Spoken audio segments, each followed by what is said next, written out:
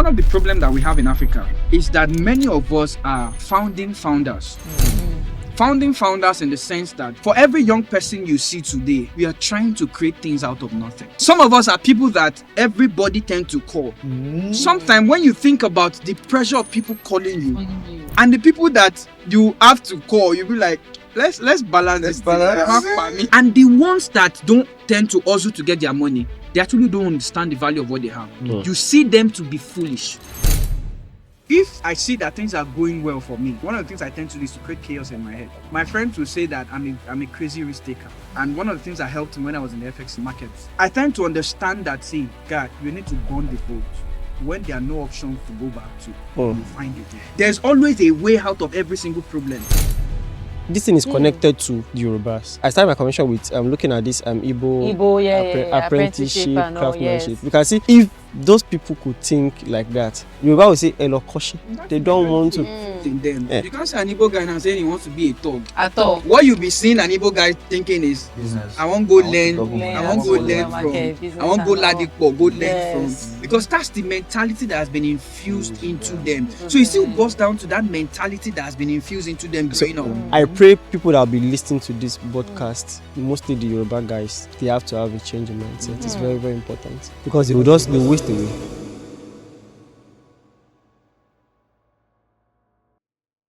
People love success stories, but they barely talk about the struggle behind them. And today, we'll be opening that chapter. Welcome to the first episode of Behind the Listing Podcast, Season 2, brought to you by Railway Tales International Limited, where we spill the tea, have real conversations, and the stories you'll never find in a brochure. I remain your humble host, Amaka Amara, and it feels so good to be back on your screen again. And with me today, I have my co-host, Dr. Ezekiel Shojupe, the MD CEO of Railway Tales International Limited. It's an honor to have you. Thank you very much. Welcome, sir. So please do well to introduce our guest speakers. Okay. Hello, beautiful people. I'm Dr. Ezekiel Shojupe, and you are welcome once again to Behind the Listing Podcast. And I will be doing, it's a great privilege and honor to have my two mentors, billionaire friend, and hustlers in the real estate industry together. So I will introduce them specially. They are billionaires. So you don't know what they use offend billionaire. So first off, I'll start from my left. And to my left, I have engineer. Actually, you go doctor. No, don't be doctor. Engineer, Mr. Husband Father, Olodun Oyeyemi of is the MD CEO and co-founder of Hybrid Land Tech real estate here in Lagos, Nigeria. I have my brother and friend. Thank you. Also, so the next billionaire, hey, you see this person, silent billionaire. They talk so much, but money deep. But they always quote, say money no deep. But me, I know I'm well, money deep. In the person of Mr. Samson Uyi of Providence Home Nigeria Limited, and this guy is loaded. Trust me, these guys are actually loaded when it comes to real estate, anything real estate here in Nigeria. So do me well to welcome Mr. Samson Uyi. Thank you. Thank you so much, guys. Thank you so much, guys, for coming. You're welcome. You're welcome, sir. So today we're going to be talking about the topic behind the success. So our main focus are your struggles, sacrifice, failures, and also your mindset shift. So talking about the topic, so I would like to ask, what was your success story like? I want you to take us down, back to your early beginnings. What was it like? Was it smooth? Was it a roller coaster? Become a billionaire one day. Yeah, you just can become a billionaire like Dangote, exactly. Dangote did not become billionaire one day. Story plenty behind 30 years to make 1 billion of his money. So it didn't just happen one day. So let's hear from your story. Basically, we want to know your story. What have you gone through? As of now, what are you doing, and how are you also adding value? So let's hear from Mr. Samson. Let's hear your story. What you used to do before? Did you just start real estate? Was that something you were doing before you actually eventually discovered real estate? So let's hear your story. Real estate. So I would say that I've been in business for a very long time now. Started my first business. I know it usually sounds like a cliche, but my first business started at age 14. I'm still very young actually. Today, I've been in business for over 17 years now. I've worked as a bus conductor in Lagos. Bus conductor. Yes, I've pushed. So some of you might not know what they call kule kule. What's that? You know the Loma today. Kule kule was the guys that pushed trucks. Trucks. Wow. Pushed truck past my mom. My face was covered and she never knew it was me. Wow. I'm trying to make money. I've worked in bakeries trying to make money. I've worked as a last mile officer. When Fashola came in as the governor of Lagos State, and I was doing a part-time job for young people. Wow. I worked as a VIO officer in Lagos. You work as what? Special VIO officer in Ipori. That's Ipori slot there. That's the office in Ipori. I grew up in Surulere. I grew up in a family where they try as much as possible to give you everything that you need, but at the same time, it wasn't enough for me. I wanted to experience life raw. When video cassette was being rented, when phone call, mobile phone came on, that was my first business actually. When phone, as you see today, were not everywhere. You have to buy Starlink and Multilink. Those were the phones that I saved up money from the job that I did in the factory to buy, and I was the one doing phone calls for people on the street. The Igbo boys, when they go to Alaba, they come back to my store and then they make calls all day. That was where I began to make money as a businessman. Yes, when it comes to doing crazy jobs, I've worked in factories for months. I've worked in soap factory, biscuit factory. If I can mention them, OK Food, Daily Food, on Express Road there. I've worked in many of them. I've worked as a bus conductor from Oshodi to Maitu for 6 months of my life. As a matter of fact, the person that actually transformed my life, I met the person in bus. That was the person that introduced me to reading books. And that was where things began to change for me. So when it comes to doing business, my eye don't see you. My eyes don't see. And I've done business to a level where before I moved into real estate, I was doing Forex. I was in the Forex market. And at some point in my life, I lost over 1.4 billion. And it was a major turning point for me. Felt like everything was going to go. Life was going to be an end for me. But I can tell you today that I paid every single penny. 4 billion. Why can I say? like. So in fact, that was. My daddy used to say that you need to analyze billions, you count. Imagine for you to get 1 billion, that means you have 1,999 times. As in. So let me give you the interesting part of that story. I was supposed to wed in February. In fact, that month that loss happened was the month where I decided with my fiancée then, that is now my wife, to say, let's even do this thing in February, because I had plans to get married on my birthday. And the next year was actually my birthday. So we just thought about it and said, let's do this thing in February. And we decided to. And it looks like the devil was hearing me. And a week later, there was trouble, serious trouble. I'm telling you, trouble that I had to report at the EFCC because investors were pulling me. And it was a major issue. 2 weeks to my wedding, I didn't have money for wedding. Wow. It was crazy. 2 weeks to my wedding. And my wife was telling me, should we just call it off? I said, no. In the first place, I didn't fund my life. God took me from where I was on the street and brought me to this place. Then if you cannot fund my wedding, then something is wrong.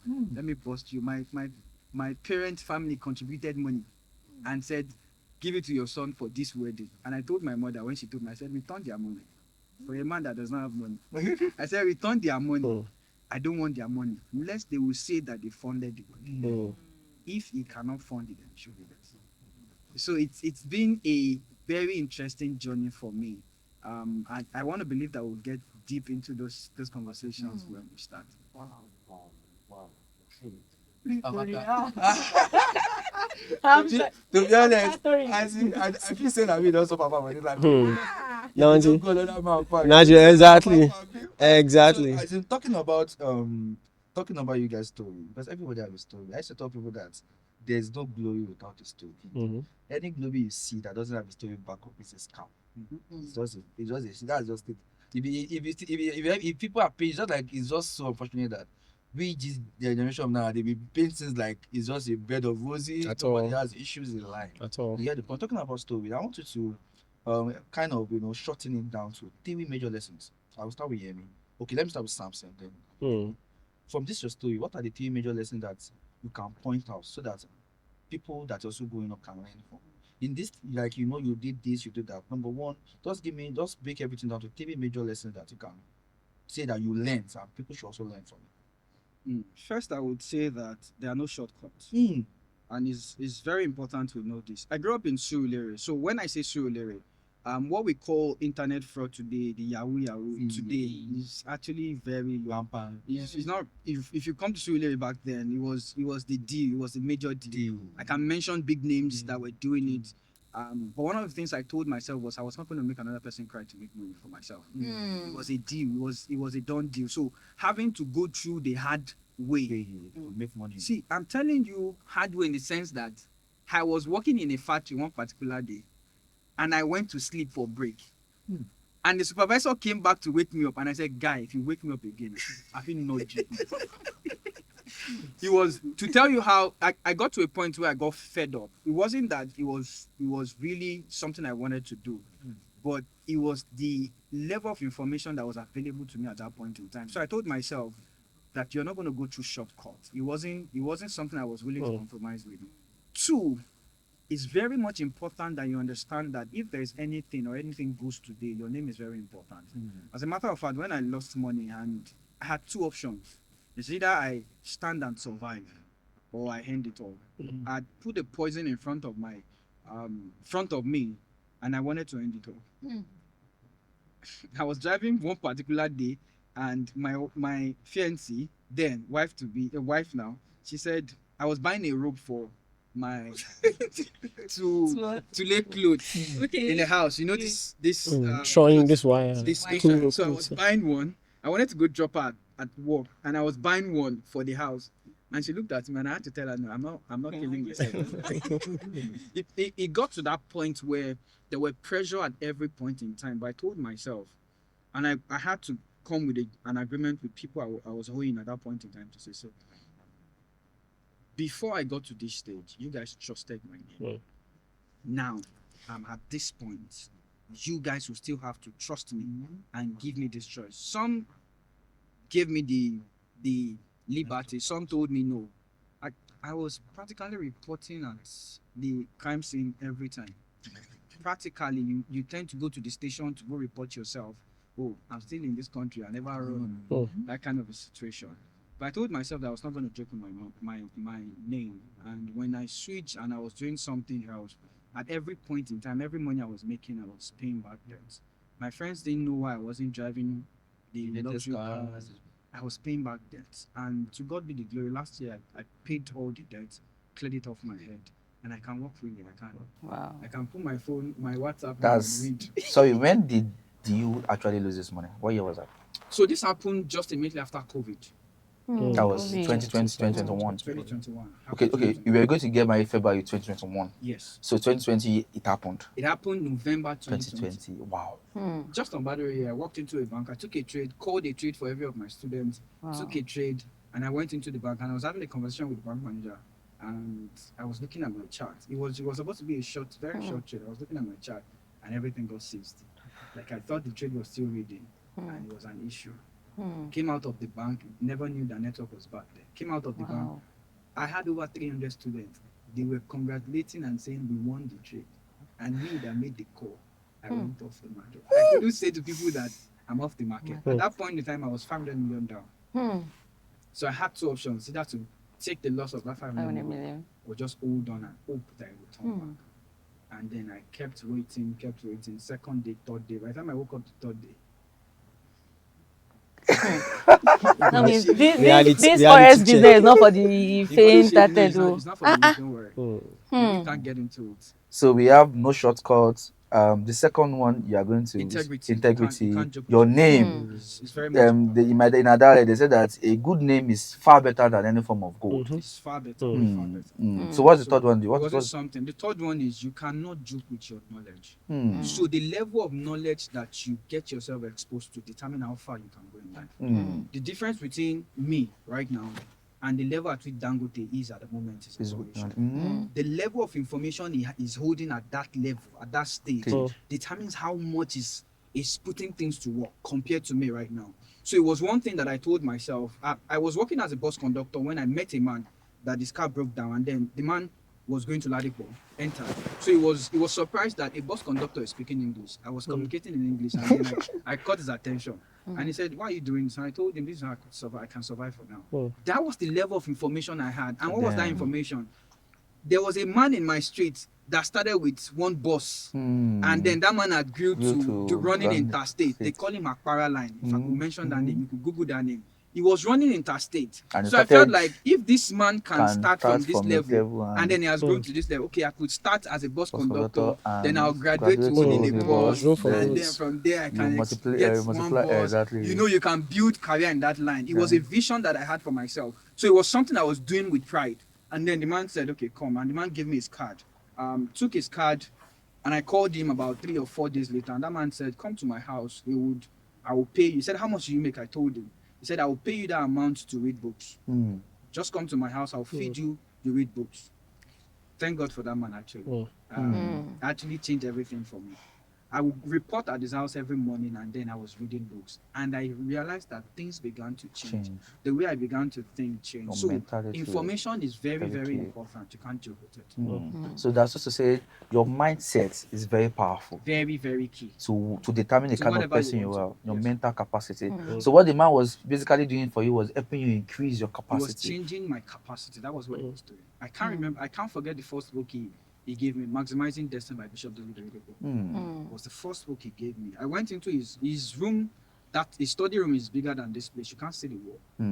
It's filled with books. The man is no longer in the country right now. Located, and is one of the major distributor of Indomie in Nigeria, in UK. Wow. He has a store in UK right now. He's doing really well for himself. So it was a major shift for me, changing the capacity. And I began to see things in different ways.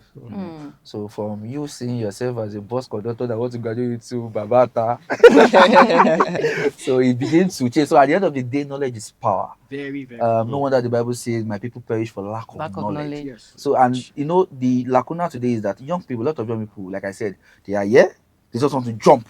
And I used to tell people that you cannot go up. You can only grow up. You understand? There's a difference between you are here and just like that story in the Bible. The prophet told that woman that ensure you take as many gallons as possible. Because the prophet already understand that at where you stop is where the oil automatically stops. Exactly. So the more capacity, if that woman has taken as many as she can take, she will still have more than what she had then. So it simply means that anything we do, we must always increase our mental capacity. Yes. The level you are today is as a result of the capacity you have. Information. Wow. You know, there's a story that I was sharing with somebody. I'm sorry I had to go that line. It sounds very simple. It was a simple thing, but when I study the book of wisdom, when I study the scripture, I tend to see things in a different way.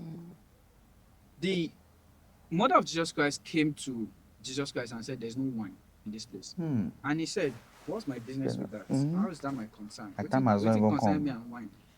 And then she left him and went straight to the disciple and said, "Whatever he tells you to do it." It means that she understood the capacity that he has, that the disciple has not said. So there's a capacity in him that could produce things. There's a level of knowledge that you infuse inside you can never be poor. Never. There are levels of knowledge that you put inside you. There's no way even if you want to be. There's this shift inside you. When you see things, you see problems. I get when people are seeing problems, because of the level of capacity inside you, are seeing solutions.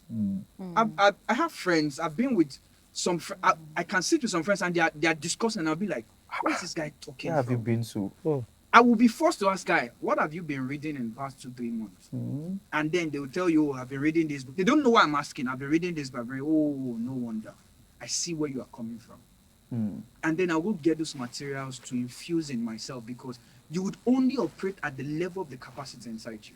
So knowledge is key. Very key for me. Very important. Okay. So let's hear from Mr. Yemi. So from your story, can you give us 3 things that you learned and you feel that other people can also learn?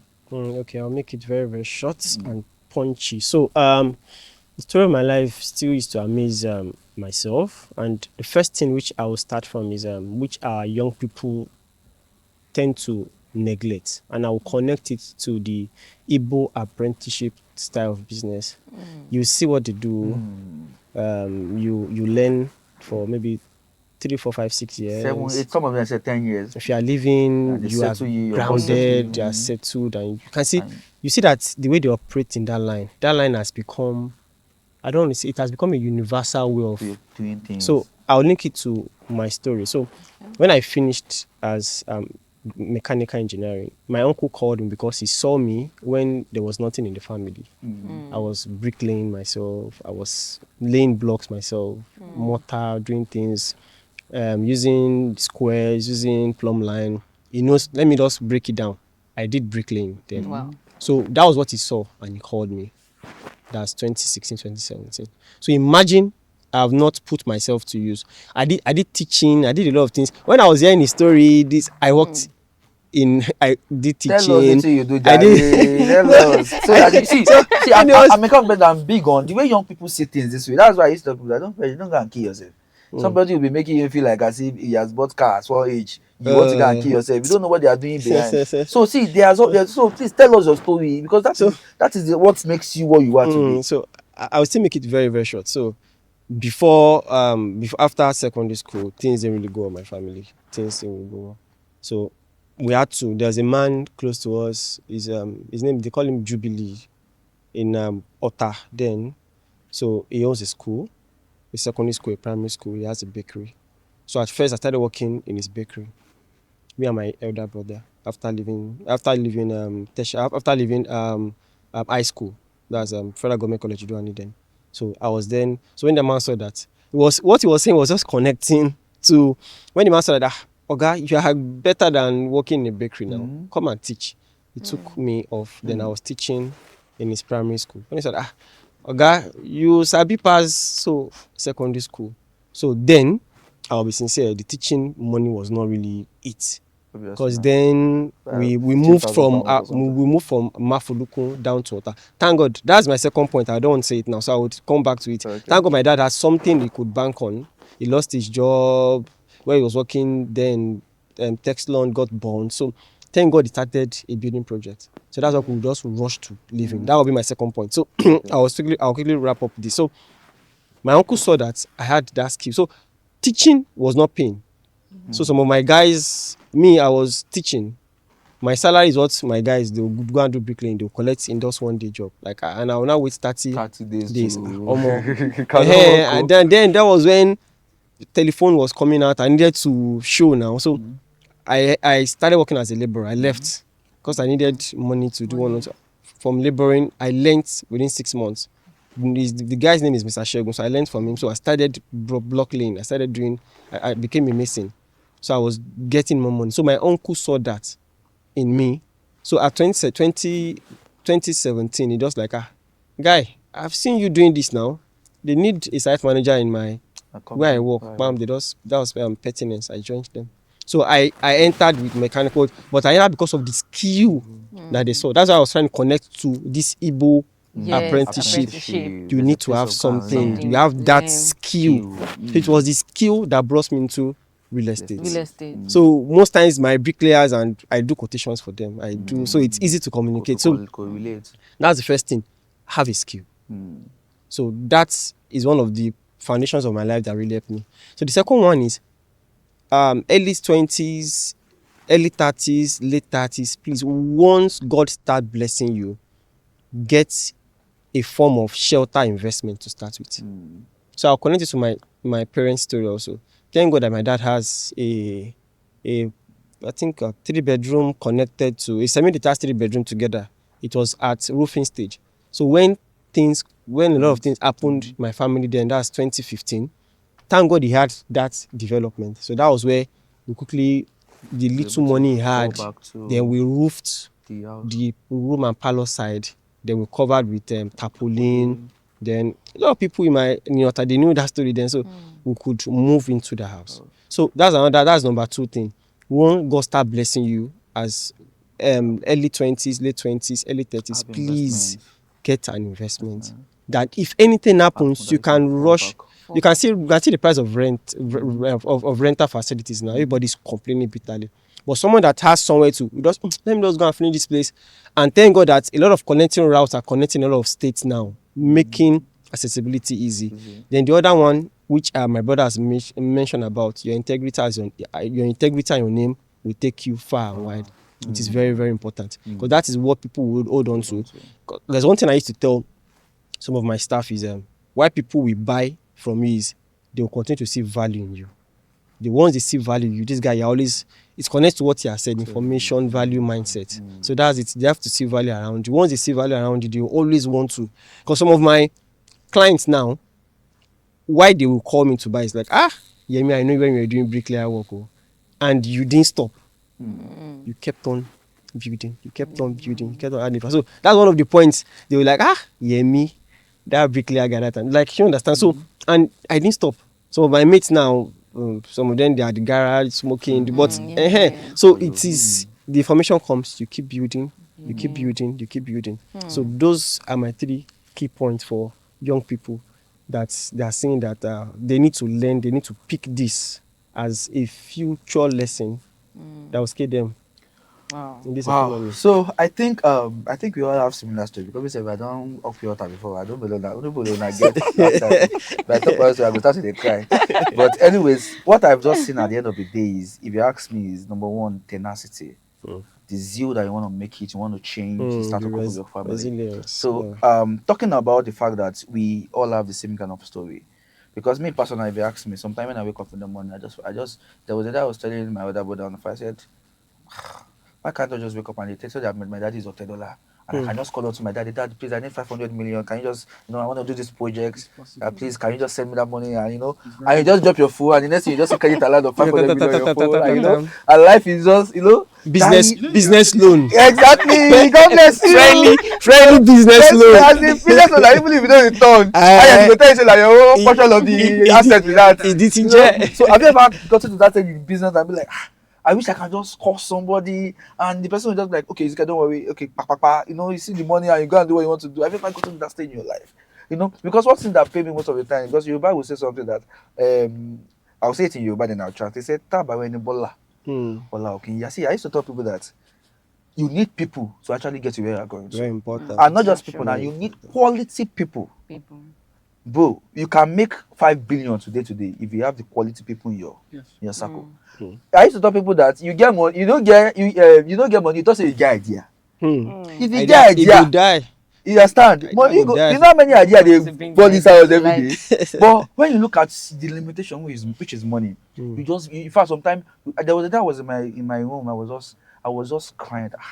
Look at there, I have 1,000 ways to multiply money. But when you look at your table, everywhere is full, you know that I don't have this phone. Are you getting me? So have you ever got to the stage in your life, you're like, I wish this can just pass over me. I wish I can just see somebody. Yeah, and sometimes that time the bank will not be calling, they'll be telling you nonsense. Give me this money, you have this money. I wish you can just drop somebody's name. Let's even say your father can have good money. But imagine you can just drop your father's name and say, somebody was telling me something to say that if I tell you, I might not be able to give you money, but I can give you my name. If I tell you, just get there and say, this person sends me. Just like the way we use the name of Jesus, right? Say, the Bible, that demon was telling Peter, I know, Paul, I know, who are you? You know, when somebody drop your name and say, don't worry, I cannot give you money, but take my name there, and they will give you. So have you ever got to the stage in your life where you just feel like, I wish I can just call somebody? This name thing. There's a company in Lagos here. I will not mention the name of the company.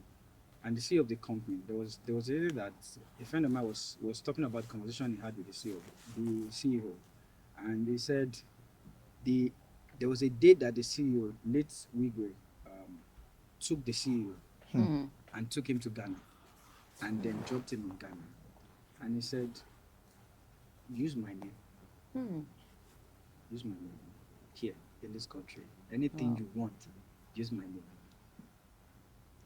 This is a company today that does one transaction in billions of dollars. I'm not kidding you. From the use my name. Hey, he has his own company today. Amaka, use my name. So relationships are very, very, very important. I think I shared it with you.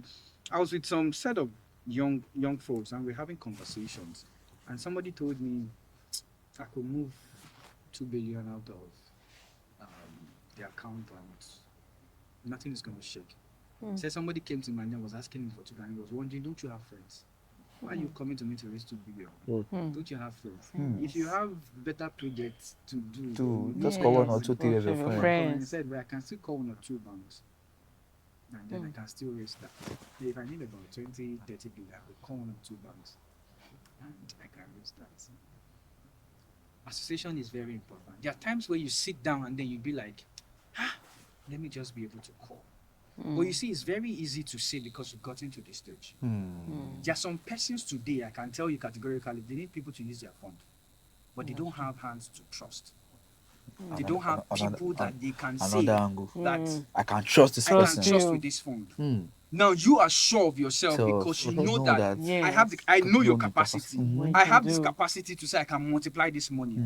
But whoever is going to give you their money wants to be sure who they are giving their money to. So they have to be able to. You have to be able to find them, be in their circle for a while. There are circles that they are having conversations today, and the conversations was in billion, and I was listening. And you know when you want to talk, and then you said, but and then they said, but we are looking for a way to just get dollars to finish the transaction. And I'm like, wait, the 2 billion, the 3 billion you guys are talking about, it's not even naira. They have left you behind. What's happening here? There are But you levels see, to these there things. are level of conversations that you can have. One of the problems that we have in Africa is that many of us are founding. I'm trying to use that to use the right word now. Founding founders. Founding founders in the sense that for every young person you see today, we are trying to create things out of nothing. Very few of us are Lapo baby or Nepo baby. Nepo baby. Most of us are, in fact, we don't even get Lapo. You You get? We don't even get Lapo. Some of us are people that everybody tend to call. Sometimes when you think about the pressure of people calling you, and the people that you have to call, you'll be like, let's balance. Let's this balance. It doesn't concur. You get? But because we came from the part of Africa where everybody, as a young person, you would have to hustle to get your money. And the ones that don't tend to hustle to get their money, they actually don't understand the value of what they have. You see them to be foolish. So I don't club, but I go once in a while, maybe 1 or 2 friends. And then when I see people that are wasting money in the club, you tend to understand that these people actually don't work for this money. Because if you do, you would have a different mentality entirely for this. Well, I want to take that from you, kind of. So the club part, it varies and differs. I do clubbing sometimes, maybe just to network or so. So some people, somebody has to spend for the others to spend. It doesn't really concern this conversion, but it's a business mindset, the way to do it. How do I mean? We have 4 gathering. Somebody has to influence others to do it. So sometimes it works that way. So I spend money. So that I another spend a lot. person will want to. No, they might not be spending it the way you think they are spending it. They don't maybe they don't say, okay, we have given you 100k. Spray it, my guys. You are spraying it for the people dancing now, so they are returning it back so that it will influence people coming in.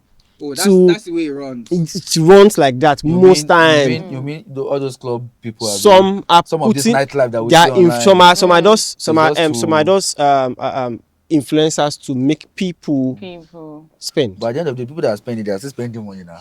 No, you don't get it. Some people are there just to attract customers to spend. So we are still spending. They are still, at the end of the day, the money is exchanging. Yes, money, but the money you think they are returning back to the company, it's like a FOMO kind of. You are making somebody spend that money. So you're creating a medium for people to spend. Money. Spending. Yeah, they are spending, but the money you think they are spending, it is being kept for the company. So what you're saying is somebody can decide to say that, I want to influence 3-4 persons to spend money in this club. Right? Exactly. So I take my own money and I have a conversation with whoever is the management. But the other persons will still spend their money. Yeah. So my point is not even spending. I'm not against that. It's your choice. You have whatever you want to do with it. My point there is there's a way that poverty or the background that we come from tend to shape our desire to make money. Do you get? I know where I'm coming from. I know how they also. And then I tend to see the money. In my head, I'm thinking of how I want to multiply this money. Obviously. That's what I'm thinking in my head. And see, one of the things I tell people is problems has a way of helping you to become a better person. So if you see a Nepo baby, you say? See, like challenges make you If you see a Nepo baby, shape for another example, mindset he of knows someone. that there's trust fund somewhere. Money If I borrow from money, Real estate, wow. it's just me to go back to my father and say, I'm sorry. Oh, yeah. But we don't have a father we can go back to and say we are sorry. So you have to, it has a way of helping you. So many times we wish that there are persons that we could just call. I still had that conversation with somebody this morning. The guy said he just wish that there's somebody you can call and then 20 million. And I just told the guy, I said, change your circle. That's what I said to him. Just change your circle. Because you need that advantage as human, especially if you understand where you're coming from.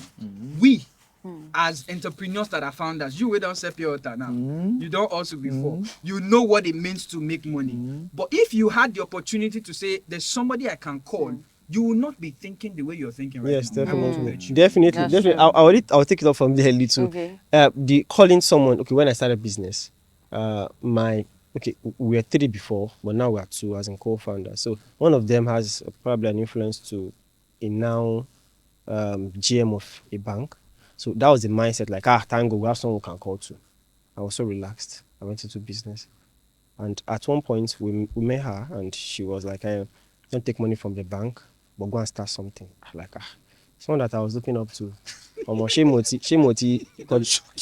So, okay, started. And where I was supposed to pick it from was where I still going to. I made a friend, like you said, change your circle of friends. So I met my friend, Alpha. I want to start my company, this. Fine. I had some cars that I got them when I was a realtor, like 3 cars. I sold them, but the money was still not enough. So that's where I started from, meeting that person that's, okay, go and start. Okay, we don't start now. We don't push. Alpha, make sure your books are working. Okay, it be like say, you're on your own. So I met my friends and, okay, guy, take 6, run 1 or 2. So he started coming out, fine. A lot of back and forth still went, but at least that was where the push came. And for me, I had a lot of my uncles who are good bankers. Don't worry, I'll give you connect. Alpha. Don't worry. It now dawned on me that you are on your own. You are on your own. So when it dawned on me on my own, then I went deep into it. Guy Alpha, this is what is on ground. Okay, I can do this. 1, 2, 3 together, and now you see that you began to think, because now you know that you're on your own. At first, you were thinking, there are persons that I could easily call and then they can raise money. Yeah. If I see that things are going well for me, one of the things, and I think I mentioned this a couple of times, one of the things I tend to do is to create chaos in my head. My friends will say that I'm a crazy risk taker. And one of the things that helped me when I was in the FX markets, I tend to understand that, see, guy, you need to burn the boat. When there are no options to go back to, find it. You go swim sharp. Do you get? There's always a way out of every single problem. And one of the things that strengthened my mind when the loss happened, it was the fact that, wait, 2 things that can happen here. Is either I kill myself, I leave everything. But if I do this, I leave a bad name for people that I'm leaving behind. That's me being selfish. The second thing is, you either go to jail. Worst case scenario. That's the worst case scenario. That's Now, if I'm going to jail, I will let you understand. Oga, wait, now me make this money in the first place. If you send me to jail, there's no option for you making money anymore. But I can sit here and still make money for you. So there are 2 things. There's always a way out. Now, for somebody else would find a way and just run away. Yeah. But for me, I told myself I was going to face it. Because every point in time that there is a problem, we are all here now. There are times where you feel you had felt in your life that, if this thing does not happen, then I'm gone. I'm finished. The truth is, are you still here today? You are still here. There's always a solution to every problem. Stronger, better. Every problem. And people would say, it was because of trouble. That's when I went. That's why I did fraud. That's why I had to go take this option. It's an option. It's actually an option that you decided to choose, because there are other options that you could take. Better options. Better options that you could take. So there's a way that And sometimes I thank God that I didn't have, as much as you always wish that there's somebody that you can call. But at the same time, I'd realized that when there's money with you, when you have enough money in your bank account, you relax. God bless When you. others are working, you know. If you say you But go when cheap. you see that, if I'm going, if my account is going 50 million low now, I know there's trouble. There's serious trouble. We have to find something. it doesn't even feel Because you know that something is wrong. You have to find a solution, a way out. And until we begin to get to that point where you know that I have to find a way, and there's always a way. Many times you just sit down and just relax. So there's Uncle Wale that I can call. There's Uncle Wale. It's good that you can call Uncle Wale. If I want to call you, let me call you for a big project. Let me call you for something way bigger. That person that you're saying still tells you to go and put your book in place. If you put your book in place and that person sees, they will still give you excuse. Excuse. As There in, are offers that you can give to that person. They will have options. You That's- know that this person has done their work. Mm. I know when I was chasing this man, and when I switched into real estate, I was chasing his group for Juvia. I was chasing them for them to help me sell. I went to every single. You had options. People were selling for you. Me, there was no name. There was nothing. I had debt that was chasing behind. That was chasing me behind me. I'd given them to say that my first payment will come in 2 months. First payment is coming in 2 months. And right now, the only option that I have is to move into real estate. But at that point in time, I know that, see, Sam, there's a trouble. There will be a way out of it. This man can bear me witness now. There's no way. I even went for their launching. One of the group member launching. Met the president. Tosin was the president. I met the president, spoke with him. There was nothing I didn't say to him. They sold for a company of my friend. There was nothing I didn't say to them. But at that point in time, nobody was answering me. There was not a single Real Talk group. Do you know how many Real Talk group I fought with? Now, if it was sweet like this, would you have gotten to this stage? But when they were not answering, I go back. I knew that there's a problem now. You don't collect land. Land don't take ground for you to sell, but you cannot sell. But that drove me back to my shell, and I had to start re-engineering my mind to say, how can I sell this? How can I put this into place? And within a short period of time, the product started moving.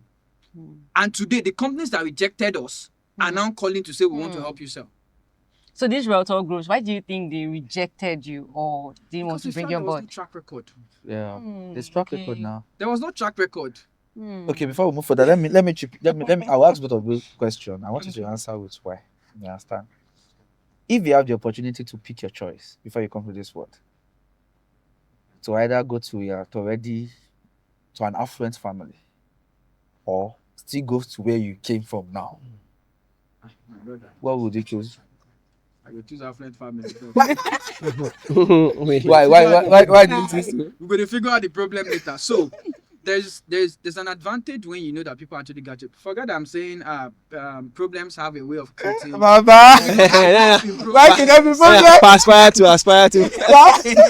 Because I grew up in problems. Why should there be problem at first? But I beg. then, now person be Dangote now. I mean, tired. I'm person be go to So, begin now. there's something that money does to you when you know that money is available.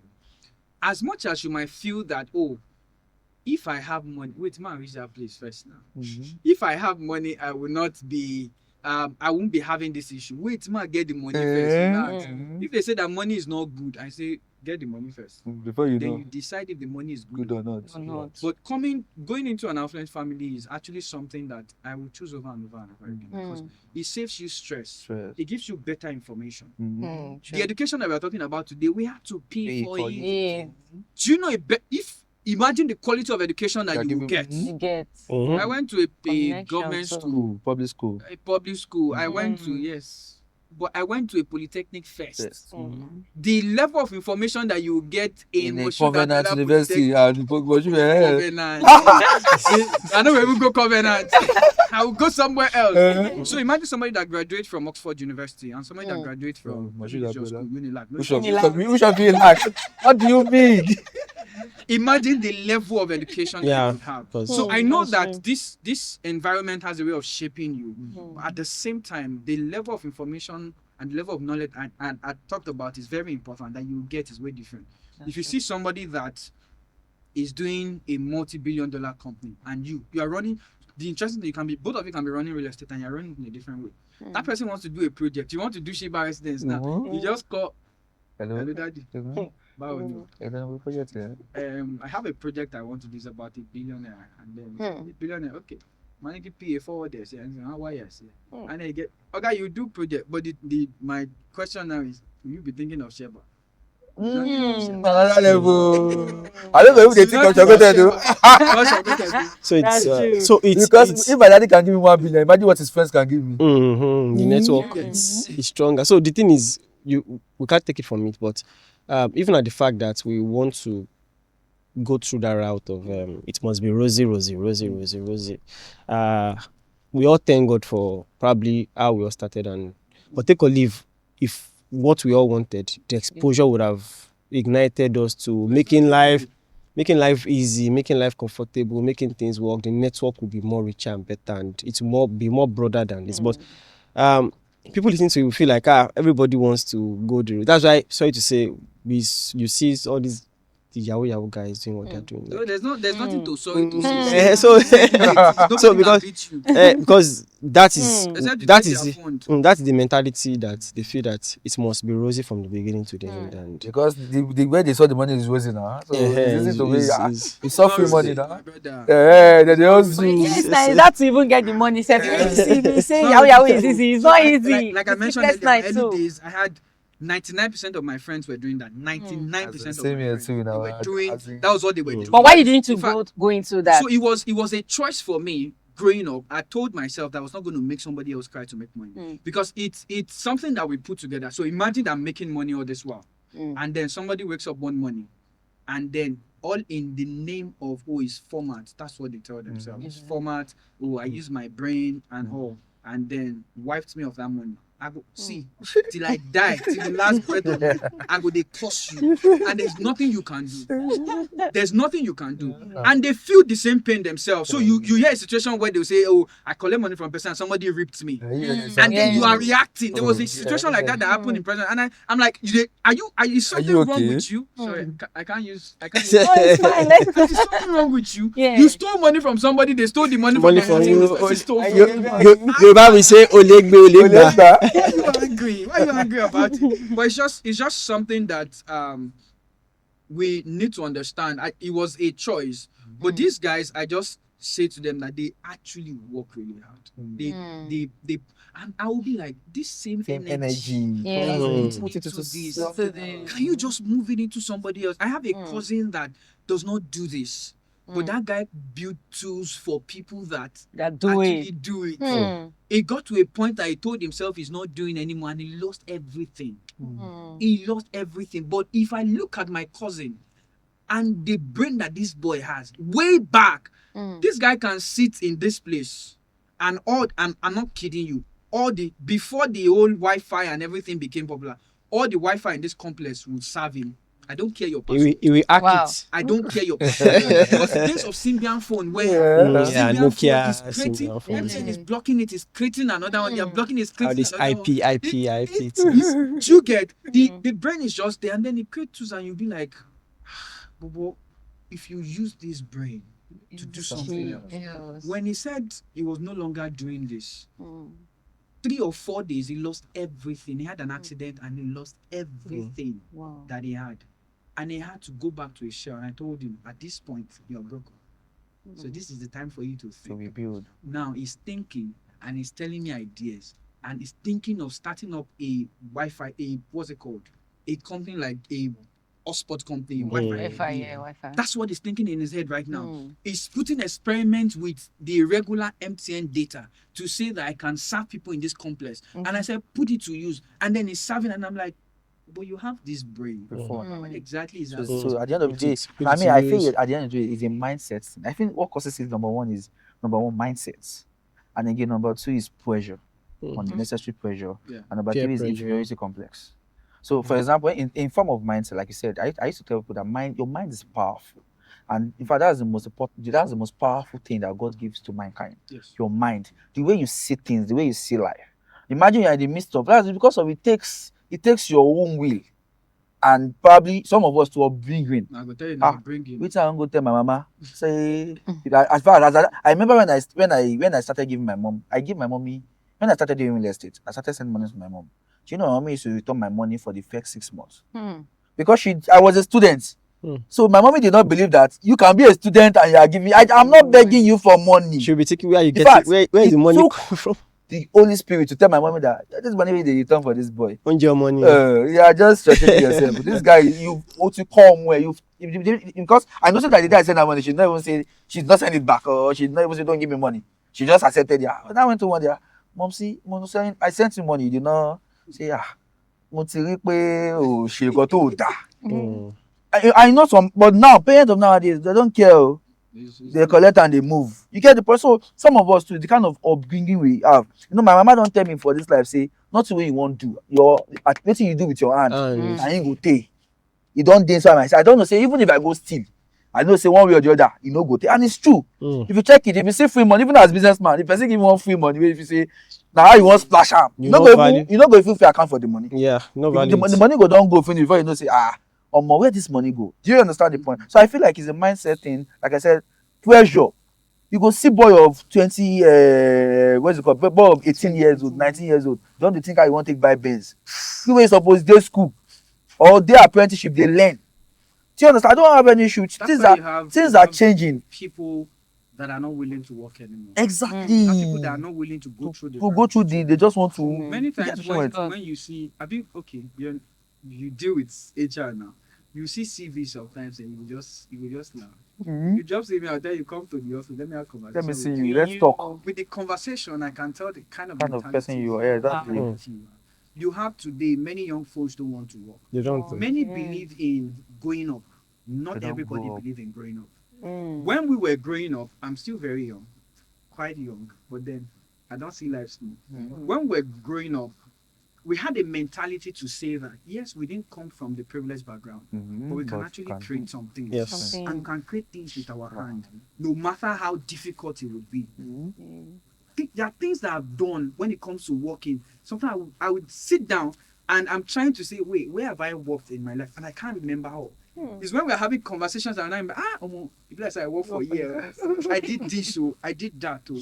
And those were there were periods where I was shaped. There were periods where my mentality was being shaped. I could easily just join the boys on the street. There was about 2 or 3 months ago, I drove past the street that I grew up. I went to my secondary school, so I drove past the street that I grew up, and I could not wind down. And there was tears in my eyes.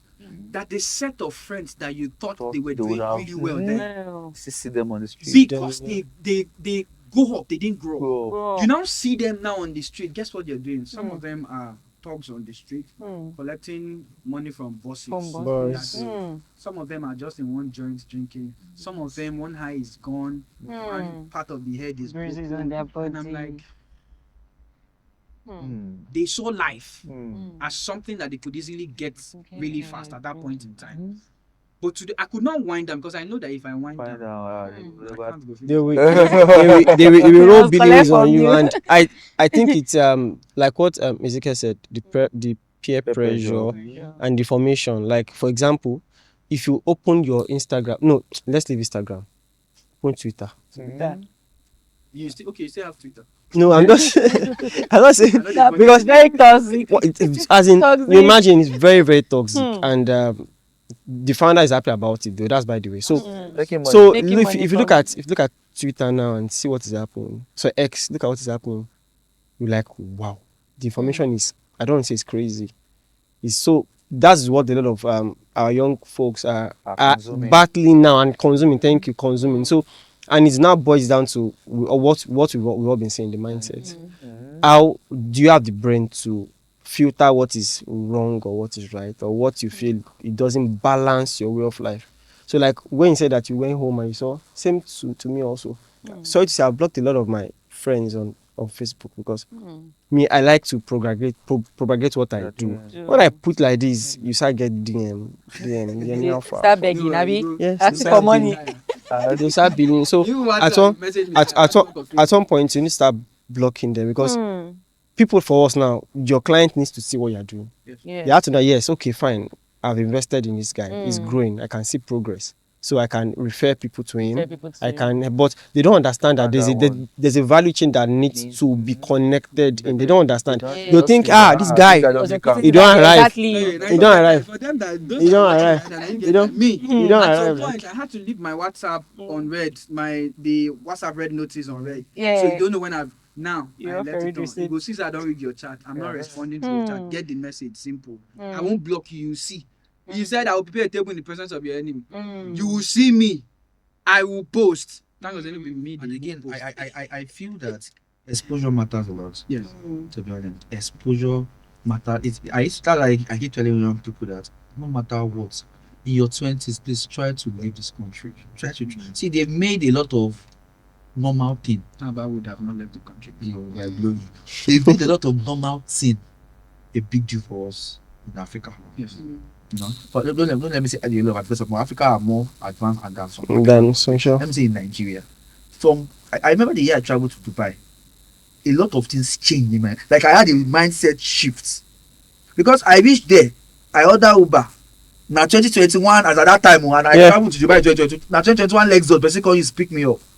And you were coming from Africa now. My friend not buy I did. 2006. You have to emphasize. Coming from your hostel. From your hostel, you So, 2021 Lexus to pick me up. And my friend don't buy 2007 coming for Lagos. You don't allow me rest. You don't make me feel like say I know they make them. I remember when I was in school that time. In fact, in my class then, when I was in school, it is two set of people. It's either you are playing game or you are doing real estate. You understand? And I could remember our final year exam after the COVID, because after COVID, when we can go back to school, we want to write our final exam. If you see student cars, in fact, lecturer said, call the list, who will be lecturer, who will be student? Do you understand the point? And you just wonder that how, because all these lawsuits where they don't make them like big deal. It's not, at the end of the day, my brother, is normal. It's a normal thing. If we are in a country that that is working, bro, all these things. If you want to buy car, you don't have to sweat to buy car. Yeah, sure. If you want to buy a house, you don't have to buy. You don't have to go and do something to buy a house. Who buys the house cash down, bro? Let's be honest. Nobody know. It's the Western world. Only in Nigeria. Now only in Nigeria we go see say person go carry 500 million. Bam. Beige. Do you understand the point? And that's because we need a lot of systems that need to be put in place so that you know that if my brother they drive car. Now because I know one, if you go our Nigerians in the diaspora, now most of them, some of them, you know what I'm saying, before they even buy cars, now the last thing they cause their mind that because train system is working, everything is working. In fact, if you buy cars, it go spoil inside your garage because you don't need it. Other means of communication. Those same people when that's why they will come to Nigeria now. They will go book Land Cruiser 2000.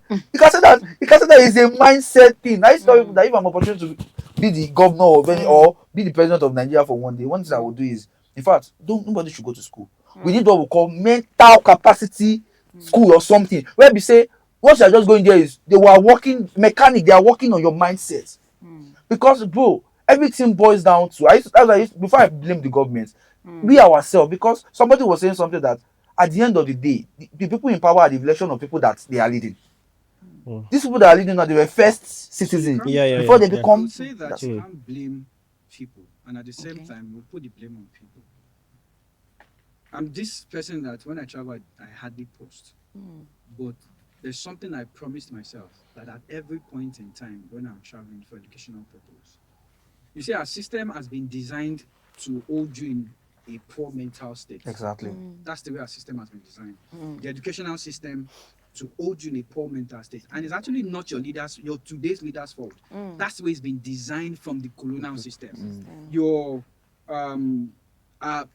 force system has been designed that way to hold you in a poor mental state. So you see kids in a regular home, their mother, they don't think beyond a certain level. That's the only information that they will pass to that child. That's the only information. That's true. Capacity. And it's not just a Nigerian thing alone. And that's where we keep talking about capacity, increasing people's capacity. I was watching a clip this morning on one of the renowned pastor's page, and he was interviewing somebody, and the guest said they had to put V at the end of their name. And the essence of that V at the end of their name, it means small. is to hold their capacity to small thinking. Is a country in Togo. Mm. So when you think about Togo, you should think about smallness. Kotovi, Aduvi, Melavi. The essence of the V behind their name is to make you small, to make you nothing.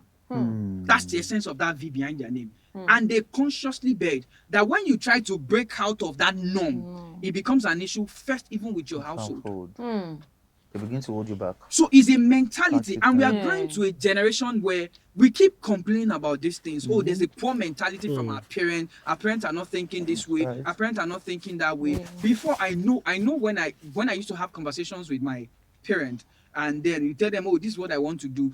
There's this, even if they don't tell you, there's this. Are you sure you can do it? I'll do Now it. I got to an understanding to say that these people can't think beyond that level because that's the level they limited them to by their parents. So the school system, the economic system, the everything has been engineered to actually make you think that way. So when you see a leader, ruler, breaks out of that regular norm and becomes one of your leader, the mentality first is scarcity. Let me first take to myself. So they first amass all the wealth to themselves because they are scared that this thing might finish. It might finish. Before it gets to, or before I leave this place, it might finish. Why? That's the mentality that we've been programmed to. Now, with the young generations coming in, we are beginning to make the same mistake. To limit ourselves to that, even the ones that are traveling out. So you see a Nigerian, there was somebody that we traveled together, and then we're out there, they were acting normal with the system. And then you go back into Nigeria, and the first thing you did from Muritala Airport was to wind down and chew something out of the car. And the same I said, you. where you they come from? I had to, because we're in the same in a different car. I had to call and I said, where you they come from? Can you try it? Cannot That's try where it you- there. So it's a mentality that we Mentality. have when we come to Nigeria. That we, Mentality the young of folks, we Africans. now need to start re-engineering ourselves. And it's true. The moment take- you got to that movie like this, I can see Exactly. there's a tonton research. I don't have any- You have like a Like that button, you you will don't say on and they off keep where and you dey before. come from. Oh. Like you go one slap officer for where you did. Like it's not like I say one breeze will just blow. Pow, tonton reset it's a button. structure that has been created in our economy that we can begin to change. And if we say it, if we look at it, it actually came from the colonial masters because they cannot hold you small when you don't think small. We need to understand that. The whole essence of them creating things that would make you feel like the way you are is so that they can hold you small. The moment you can't see yourself past a level, Particular level. you can't think beyond them. So they realize that let's give these people an education. In their mind, they are going to school. Cool. The ones that ruled us back then, do you think they schooled in Nigeria? They didn't Mm. school in No. Nigeria. Yeah, actually. The ones that are, that's why you can And see, even those ones that I have can the say audacity even to even you can't see a politician. challenge them, they did not actually school you in can't see a Nigeria. politician allowing his Children children to school, go to exactly. because he understands the system himself. Mm. And then they go out there, they come back and what? They And have rule. a different Different mentality. mentality. Yeah, exposure and- And they rule you. That was why someone like Baba Fela was, he didn't school in Nigeria. So he saw all these things. He So he was- was able to challenge You you. get. He was never easy friend for with it. So them. the system has been designed that way. Now we ourselves, we now need to begin to change. And the changing of that mentality is not when your kids are old. I have 2 young girls. One is 3, one is 2. One of the things I consciously want to do for them is to change their mentality. So if you tell my daughter something and you tell her this water is liquid, she would ask you questions. Obviously. The way I trained her, she would ask you Why is questions. it At water? some point, I would say, "Ma fe joko ami." But I now realize that I actually trained her that way to ask Yes. questions. So you can't come and say this is green and then And she she just will assume agree that it's green. Which is I- the way, I which was the way they yes, actually I was trained dressed us. up this morning and I wanted to wear this tie. She knows that it's a tie. And then she came to me and said, "Daddy, what is this?" And I said, "It's a tie." And said, "Why is it this long? Why is it not bow tie that you're wearing?" And I said, "Oh, because of the outfit I'm wearing. That's why I'm wearing a long released. tie." Long tie. She said, "Oh, okay. So why did you now choose this color?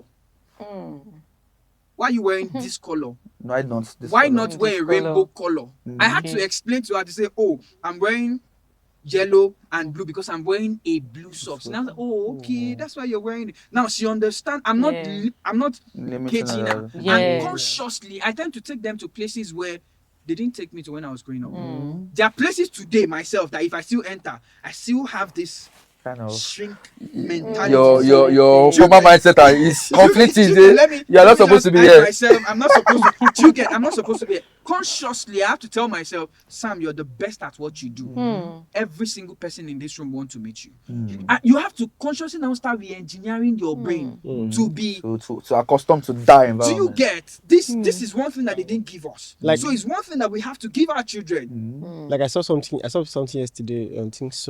Think IG, and still on what we were talking about, but in another fashion. Like I was so surprised, and I know it should be trending now. Okay. I think is it Cotonou or where? There was normally now in our normal setting, if maybe a truck carry maybe noodles, gets spoiled or damaged, people, Benin, you saw it, and like, that was like fine. The like something is the shift is happening. You see, they were helping to like I saw that you're like, my brother, me fall for you. Do you know how many times I've taken off my shirt to fight, physical fight, because of these boys that they call Otaku? These Otaku boys. Yes. Do you know how many times I've been attacked on the by road them. of these boys that they call tout? Just, bro, make your car just spoil for road. And it's the fact that they're always entitled to your money. the mentality. Mentality. Everybody keeps complaining about your car must not get stuck on terminal bridge. That is a prayer. Most time when I'm driving on terminal, I'm always praying.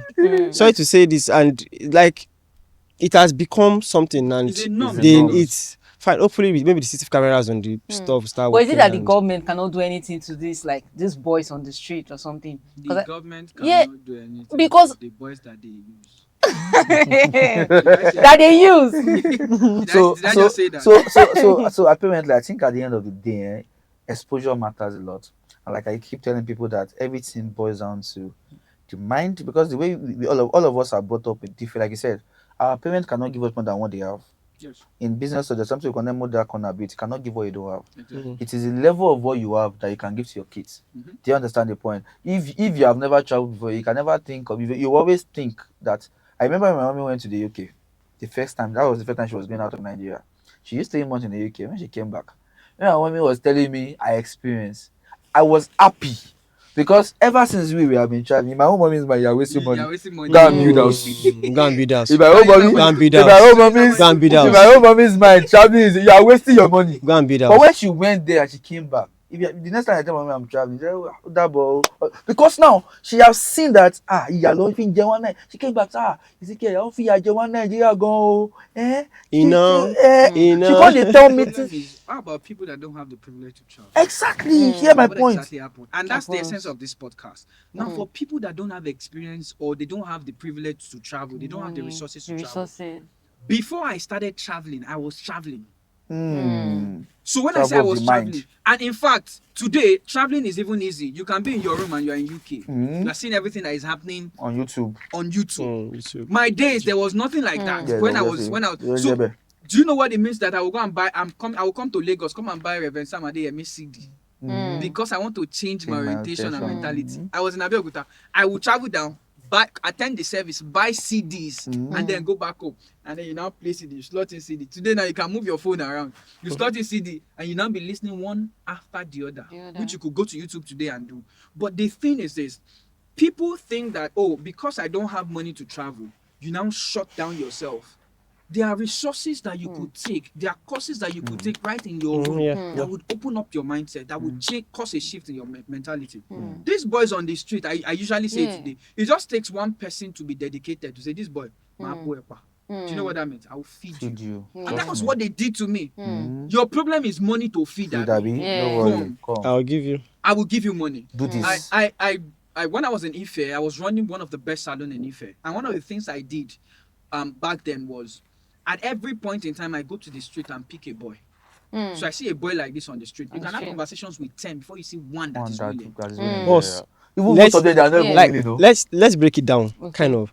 All these boys, On the the street. first thing about them is laziness. Actually, to be honest. They are not if you have, ready pardon to me, if you have do- conversation with these guys, They are you not will know, ready say, to- they are not even willing I to mean, walk. okay. If you have Leave- conversation, no, then leave- you get conversation. No, leave them. leave the street ones, leave the ones probably we meet as we're all developers here on site, and Probably, let's use them as our day-to-day talking points. When you meet them on site and you you're working on site and you are paying a bricklayer maybe 10,000, 8,000.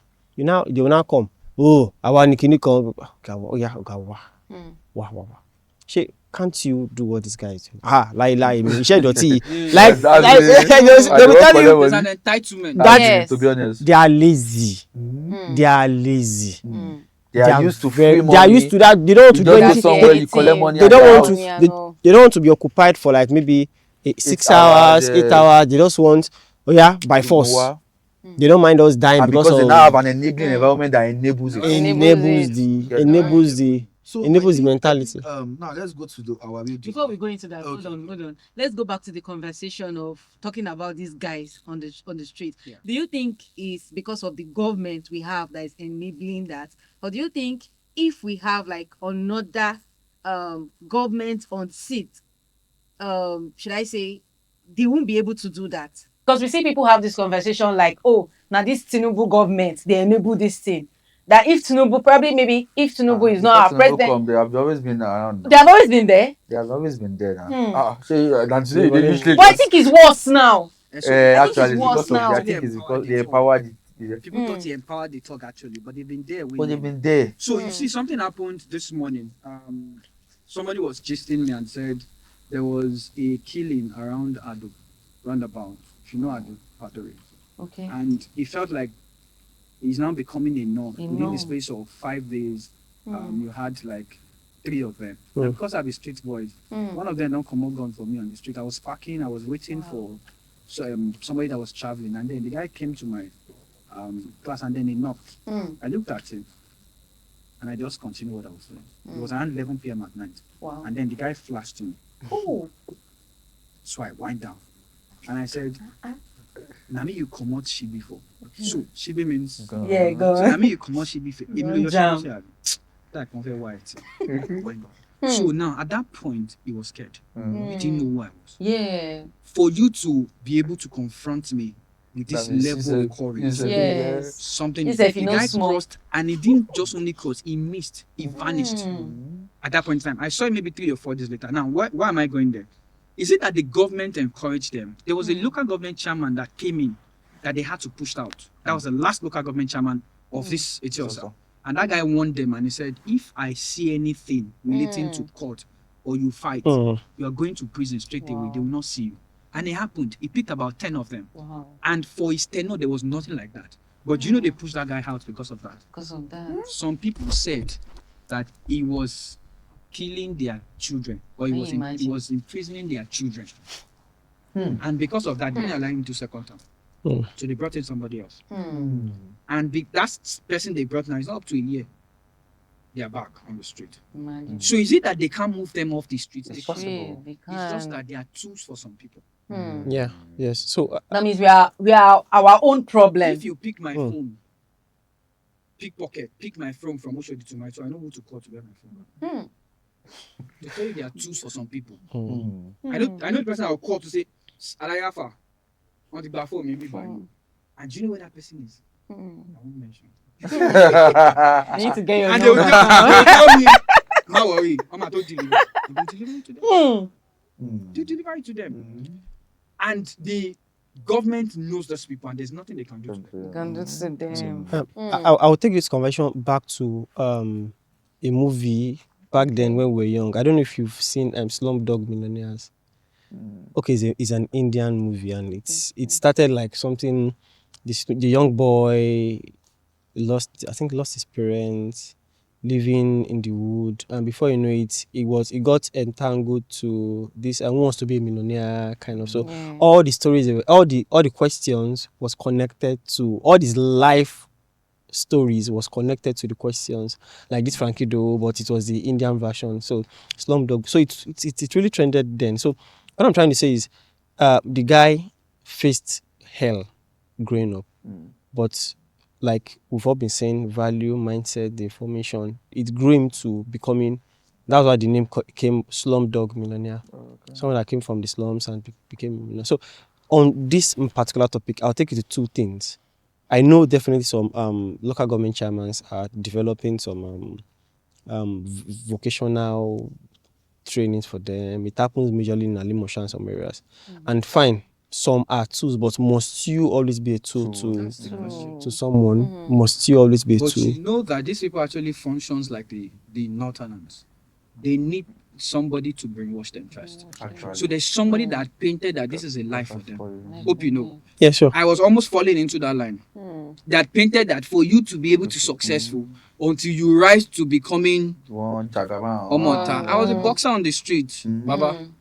For you to become, so you know that this is a line. This is the way I should go. So I have to first train and empower myself. You get so somebody mess up. It's a mentality that is there. Hoping that one day I'll be the chairman of the park. This thing is connected to, sorry to say, the Yorubas. I'm so sorry to say. But now compare, look at like I started my conversation with looking at this Igbo apprenticeship, craftsmanship. You can see if those people could think like that, Yoruba would say elokoshe. They don't want to. Them. You can't say an Igbo guy now saying he wants to be a thug. At all. What you be seeing an Igbo guy thinking is Business. I want to go learn. I want to go learn from. I want to go Ladipo, go learn from. Because that's the mentality that has been infused into them. So it still boils down to that mentality that has been infused into them growing up. I pray people that will be listening to this podcast, mostly the Yoruba guys, they have to have a change in mindset. It's very, very important. Because they'll waste away. That's the truth. They'll just waste away. But waste away. Some of them they have mentors, like just like we have mentors in our own business. Sure. Yes. The truth is that me, I've just like you said, the way to end some of these menaces is example. You said that local government chairman won them and he did it, and everybody, this guy Minamo.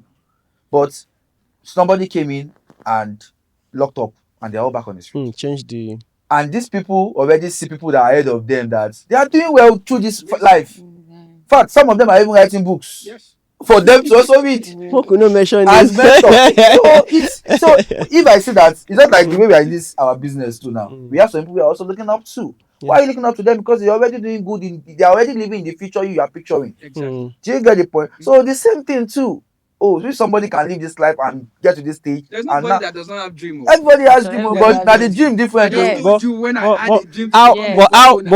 How you go see fire and you still want to choke your hand for inside fire? I just like say this in the because I saw somebody that was doing well in the bus. In the transportation industry. So I wanted to do the transportation industry. I had mentality to say if this person can do well. So then as much as I was on the street, it was a picture, it was a dream for me until somebody came and gave me a different level of information to say, and I now began to see somebody that is doing 50,000 capacity. Okay, what exactly do you know? What exactly? So there's a shift for these people. If we put out the vocational skills, the question is, are they going to attend? Except they make it compulsory. For them for that mentor to say, oh yeah, go on. But the mentor will not do that because the mentor needs them to be on the street. So that he can all these guys, they deliver, get some person sure. So if they know the streets, how they want to deliver to the person?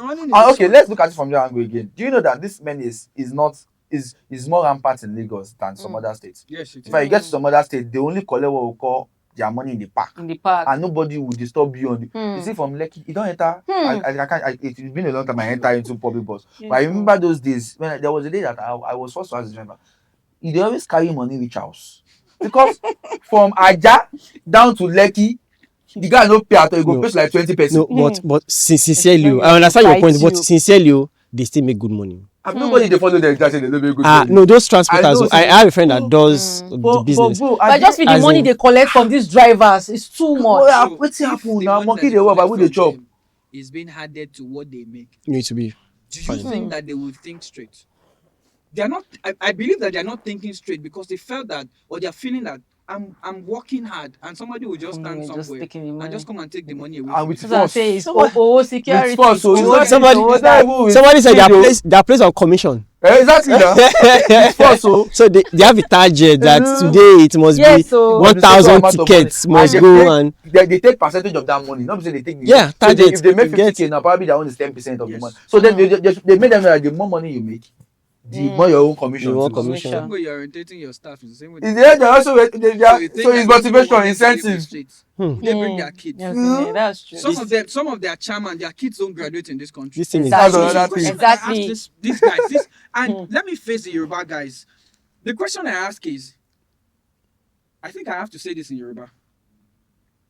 Ẹni tó lè fi ọmọ tiẹ̀ sí di iṣẹ́, and I will interpret it. Tó lè fi ọmọ tiẹ̀ sí di iṣẹ́ tó ń ṣe. Tó fi ìwọ sí ìdí ẹ̀ pé kò lọ parẹ́ ẹ̀ fún. And that's the question. because I'd been in this line before, and I understand what it means to escape gunshots. I've had 3 gunshots. They don't break bottle for my head. You know what it means. But you don't see the kids of those people. And then you wake up to ask yourself, this person, their kids, their children cannot be in the same position that they are fixing you in. And if you ask them, why are your children not here? Their children are in better school. So it's you that they will send. And you being the fool. You carry yourself out. What incentive?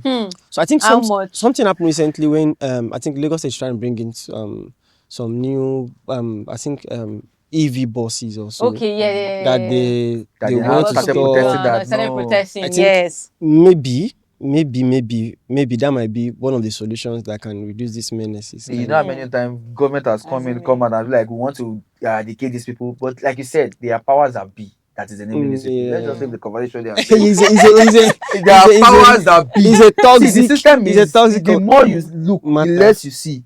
The system, those guys, that is a company, no worry. It's an empire. The more you see, the more you look at an empire. There are powers that be that enable this guy. And that's why they cannot leave the road.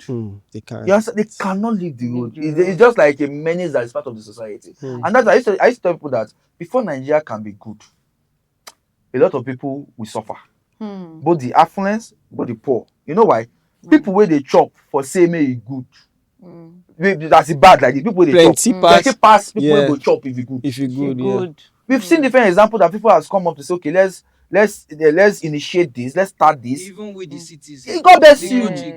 You understand? For example, it's the same set of people that everybody say this light is too much. Exactly. Because for example, if the rails are working perfectly well now, God bless you. That's cuts. If those EV, for example, the EV buses comes in now, for example, one EV bus can cancel out 50 of these Korope buses. So people will now say, so 50 Korope driver is going to be out of job. That's another. But to me, I used to tell people that at the end of the day, go back to your village. What will they do in their village? I'm sorry, my brother. If I'm opportunity to become governor of Lagos State today, a lot of people will go to their village. Are you from Lagos? I'm from Lagos by birth. Jebu man. I'm from Lagos by birth. But I'm from Ogun State, right? What I'm not trying to say in a nutshell is that it's not by force everybody must stay in Lagos. In fact, we are stressing Lagos safe. Yes, exactly. I have. People are sleeping on the road. Shanties, just putting shanties, a lot of them on the road. 2 days ago, I was going to an accident happened in my first time in my life, like life accident like this. And the guy, his brake failed. I was behind him like this. He had a brake failure, and the guy was trying to, and he jumped the ditch and entered into all this side of the road, and he hit a bike guy. That the guy was coming, the bike guy was coming on one way, the guy was trying to avoid to meet other casualty in front. That was why he did that. Yes. Now, when we were now going, we started seeing some shanties at that VI area. I was not telling my guy that we were going together. Imagine it was this kind of place where people are, where they don't build house on top major highway. So imagine say this car now just enter this place. Imagine the amount of casualty. Then we'll come go the place, say our spiritual person they do what they do. You get the gist, bro. If I'm opportunity to become governor of Lagos State today, bro, I go they pick them like this, carry them and go Ibadan. From there, pay their money for their bus, they go your village. These guys are supposed to be on the farm. Working on the farm. Imagine pay them. You have to go bring foreigners to come and work. God bless you. On the farms that we are doing now, we're going to get Benin boys, and we have Nigerians, young boys here wasting away. Do you get my point? So that's why I keep telling people that Lagos State itself, they are putting so much stress on Lagos State because the same way that they give Lagos State allocation, that's why they give other state allocation. Why they go just like say all of us now we get our pikin, you get your pikin, you get your pikin, you get pikin.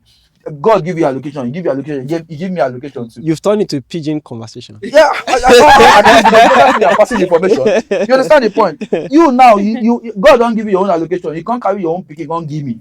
And at the same allocation, that's stress for me now. No, why is it stress? You are capable. That's how am I capable? Because I am Lagos State. No, I'm capable with less land. Because God bless you. And Lagos State has they know their land. Their resources, in terms of resources, they are disadvantaged the most. But so other states land day to farm, they resources, Iboku. So why should it be that it's the smallest state out of all the states that is now housing over 20-something million people Mentality. by fire, by force? All of us gas dey Lagos, and that is why. You say an Igbo So man you know coming say from his village to Lagos is coming to be a billionaire. as in the billionaire wey you no fit dey for your wey you no fit do for your village o. See one boy from Ibadan coming to Lagos. The thing is, In let me fact, just come to see Lagos. some of these boys sef, you know money, I'll wetin they make always tell money. them. You just be like say they tell you say if you go London you don make am.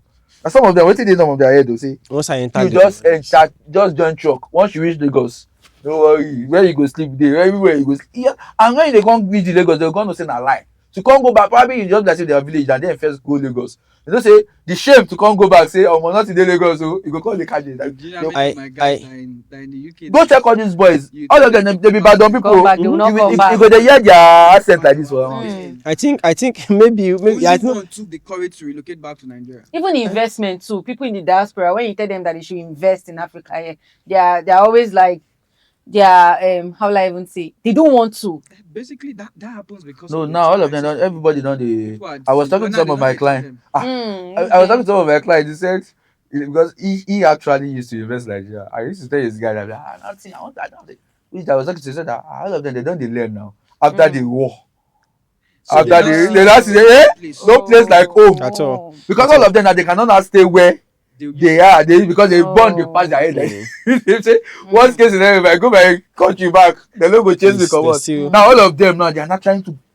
So I used to tell a lot of diaspora investors that no place like home. Others, if I put my pounds here, I used to tell my naira is naira. Put your naira where there is naira. Put your pounds where you want to put your pounds. Simple case. Simple. Because if you are comparing that, because it can never match.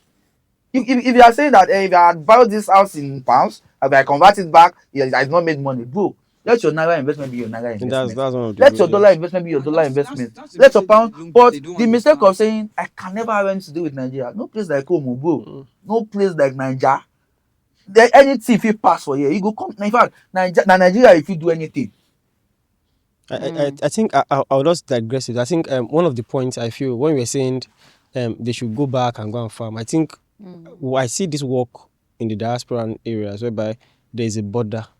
When you're entering, you must have your passport or whatever, so they can distinguish. You know, what are you coming to do? Okay, you are a Tyler. I'm coming to.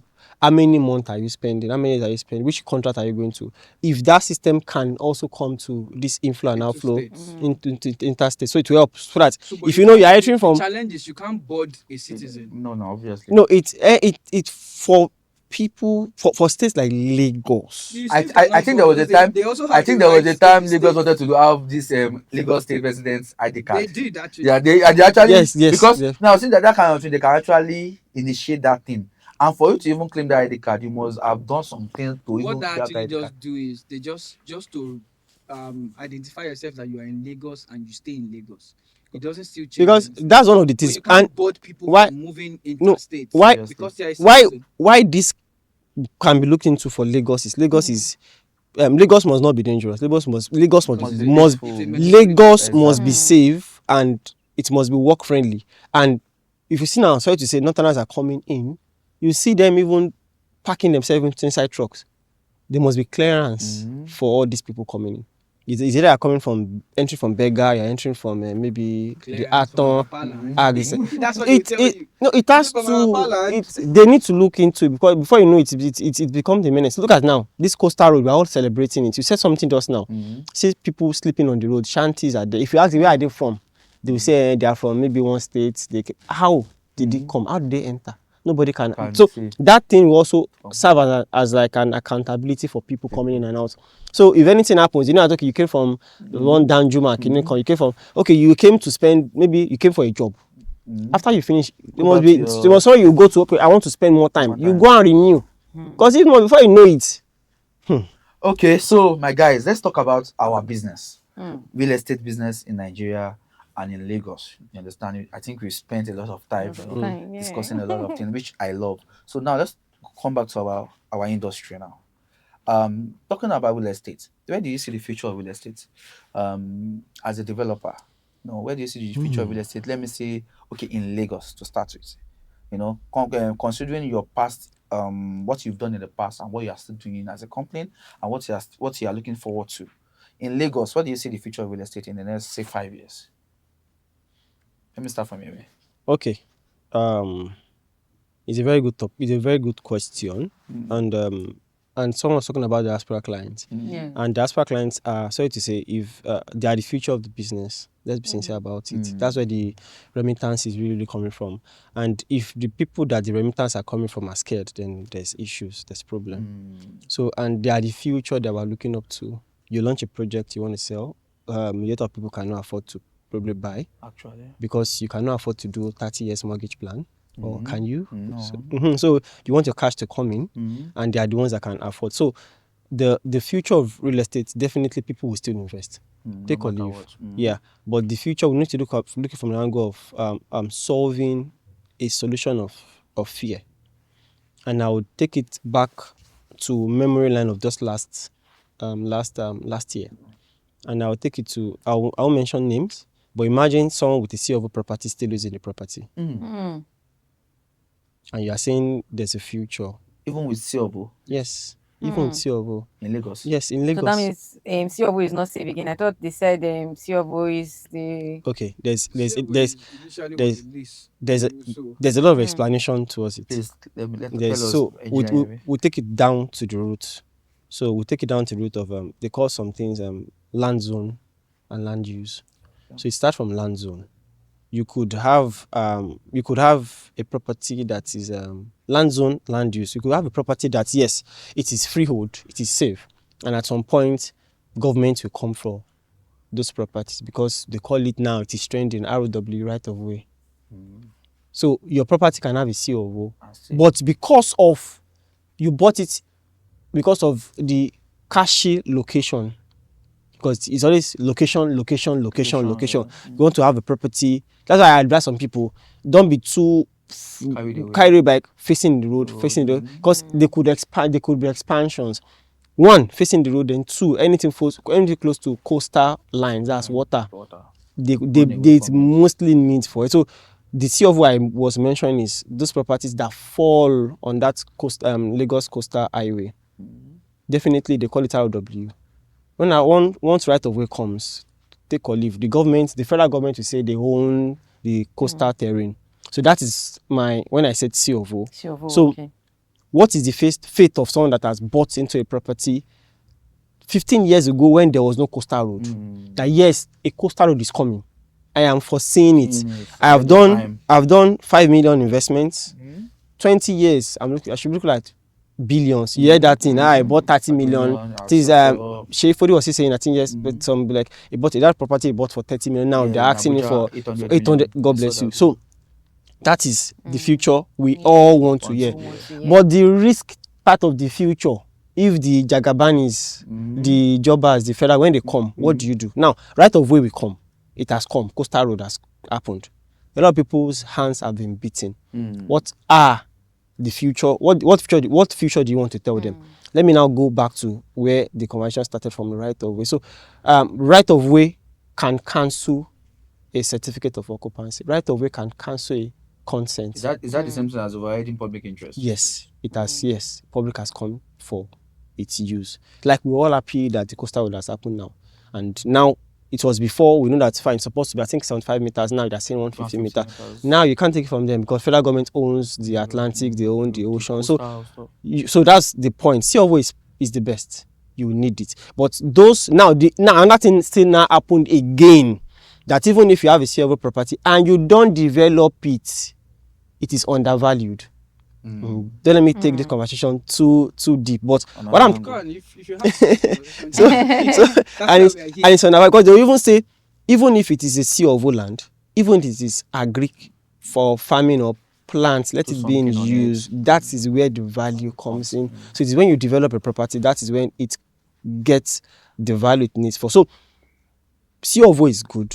But at one point, which I would lay as an advice to people when you want to do investment, so that you can enjoy the future that we mentioned, for the 30 million, 300 million. People have been saying testimonies. I think the pastor was said when he wanted to buy a property, he saw in the deed of assignment and the receipt for 250,000 naira.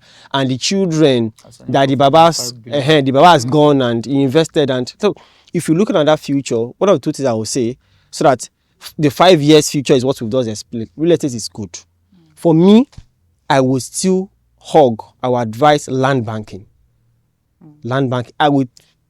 I preach land banking. Ezekiel, you know it. I love land banking. I do land banking. Because once you get it right, from the beginning, you will never. Actually, Davido bought a property in the Eco Atlantic sometimes.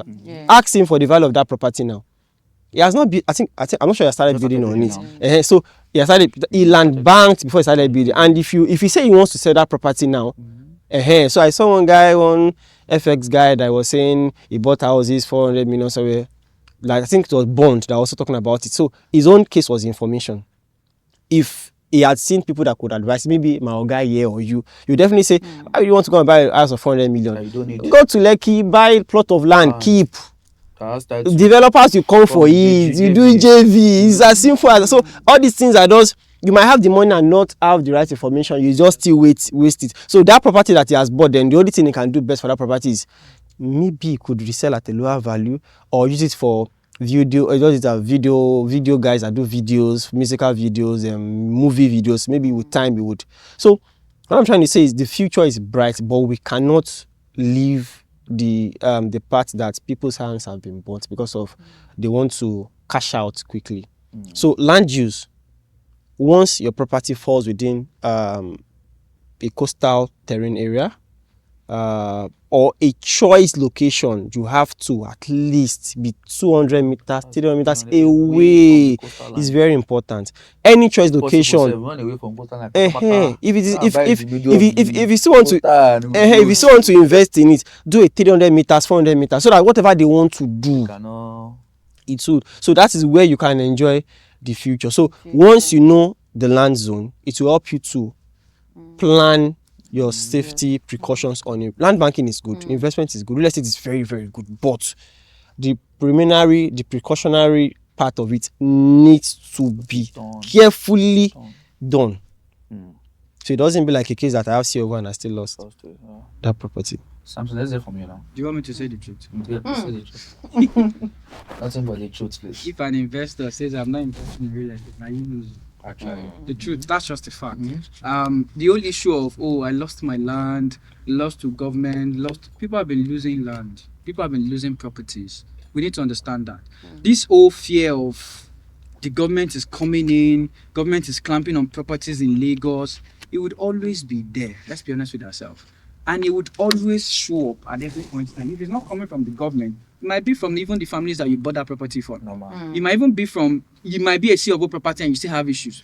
I've seen situations where people don't do their due diligence and then you buy a CFO property from a wrong person. Exactly. And it becomes an issue for you. The question is, who is at fault at that point in time? You're still having issue with the property. The most important thing for people is having a proper understanding before you get yourself involved with any property. Like Mayoga said here, there are people that this is their job. It would be so foolish of you to give a surveyor job to a lawyer. And that's one mistake that many investors do. You see an investor will tell you that, I'm coming, I want to buy this property. And the next thing they will tell you is, my lawyer has checked it. And my lawyer is saying, go ahead. When a surveyor is supposed to be checking the use of that land for you, somebody messaged me and said, they took my land in Ibejuleki, and I said, do you have a survey? He said, yes. I said, forward me the survey. I said, did you check the land use before you actually got the place? And eventually that place was on a scheme. It was a Aitoro scheme. And I told her clearly, I said, Oga, go and sleep. Or you go and negotiate with those people. Simple. Because you bought a wrong property. It was stated there from time. There are properties that they already been zoned for a particular purpose. But many investors don't understand all these things. And so they go by. So let's look at it. A lot of persons got burnt in Ekpe, and I'm not pushing it, but I never got burnt in Ekpe. Why? There was a time in my life that for 1 year I was going to Ekpe 3 times every week to look for property. But if you give me a property that is agric, you give me a property that is freehold. Yes, freehold. I wasn't interested. Do you know why? I had a level of information that what was going to come there. So everybody was saying that I'm stupid. I'm foolish for not going ahead with it. At some point I said, we are not doing Ekpe again. Let's go and do water. And it sounded like this is where the money is. My guys were angry that this is where the money. In fact, somebody left my company because of that. Felt I was not serious. But when the issue happened, I was not there. It was because of a level of information. And this is one thing that customers or clients need to start getting themselves used to. Stop giving the job of a surveyor to a lawyer. Stop giving a lawyer's job to a surveyor. You are buying a property of a CFO. You don't even check the debt rate on that CFO. The CFO might have, I wanted to buy a property recently. I told you recently, and I saw 4 different CFOs, but they've used it for loans. Somebody else will buy this property. In fact, there was one that was almost done paying. And I said, wait, I've been checking other properties. These people, are they using jazz for me? Go and check. And I realized that there was already 300 million loan on the property. On the CFO. It's a CFO property, but you can still lose it. But the future of real estate would always remain bright, either in Lagos or every other part. There can be chaos at the moment, there can be noise, but if you do your due diligence, there would always be demand for real estate. Land banking is one of them. There will always be demand for land banking. That you bought a land today and it feels expensive is not the same price in 10 years from now. Sure. So as an investor, you're not thinking of short term. You're thinking of a long-term investment when you're putting your money into properties. But you're making sure that you're doing your due diligence and you're doing the right thing. Learning from the people that are in the business is very important. Very key. Very, very important. So that you don't get yourself burnt. There would always be demand for housing. The same demand that we have now, that we think they are demand, the demand will still double. We are talking about Lagos, people coming into Lagos. People are coming into Lagos every day. Go to Bega. You will see trucks coming in with influx of people. These people need places to stay.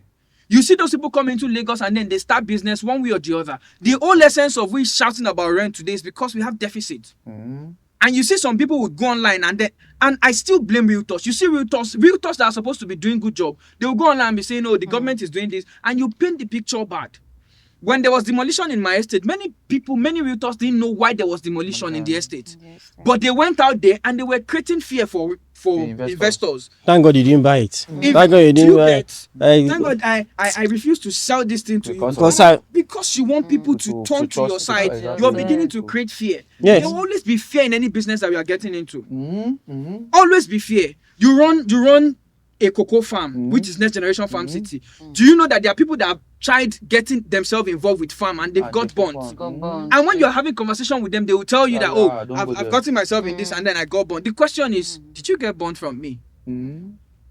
So people always have issues. People always get burnt. People always be, as we speak right now, there's somebody right now that they are talking to that they want to dupe on property. They want to sell a house right now as we speak and they want to dupe the person, especially in Lagos.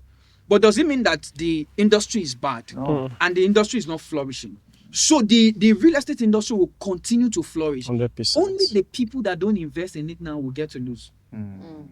We'll get to lose. So no matter what, at the long run. So like you, something happened between my company and yours recently and Ibejuleki, and it is just recently documents came out.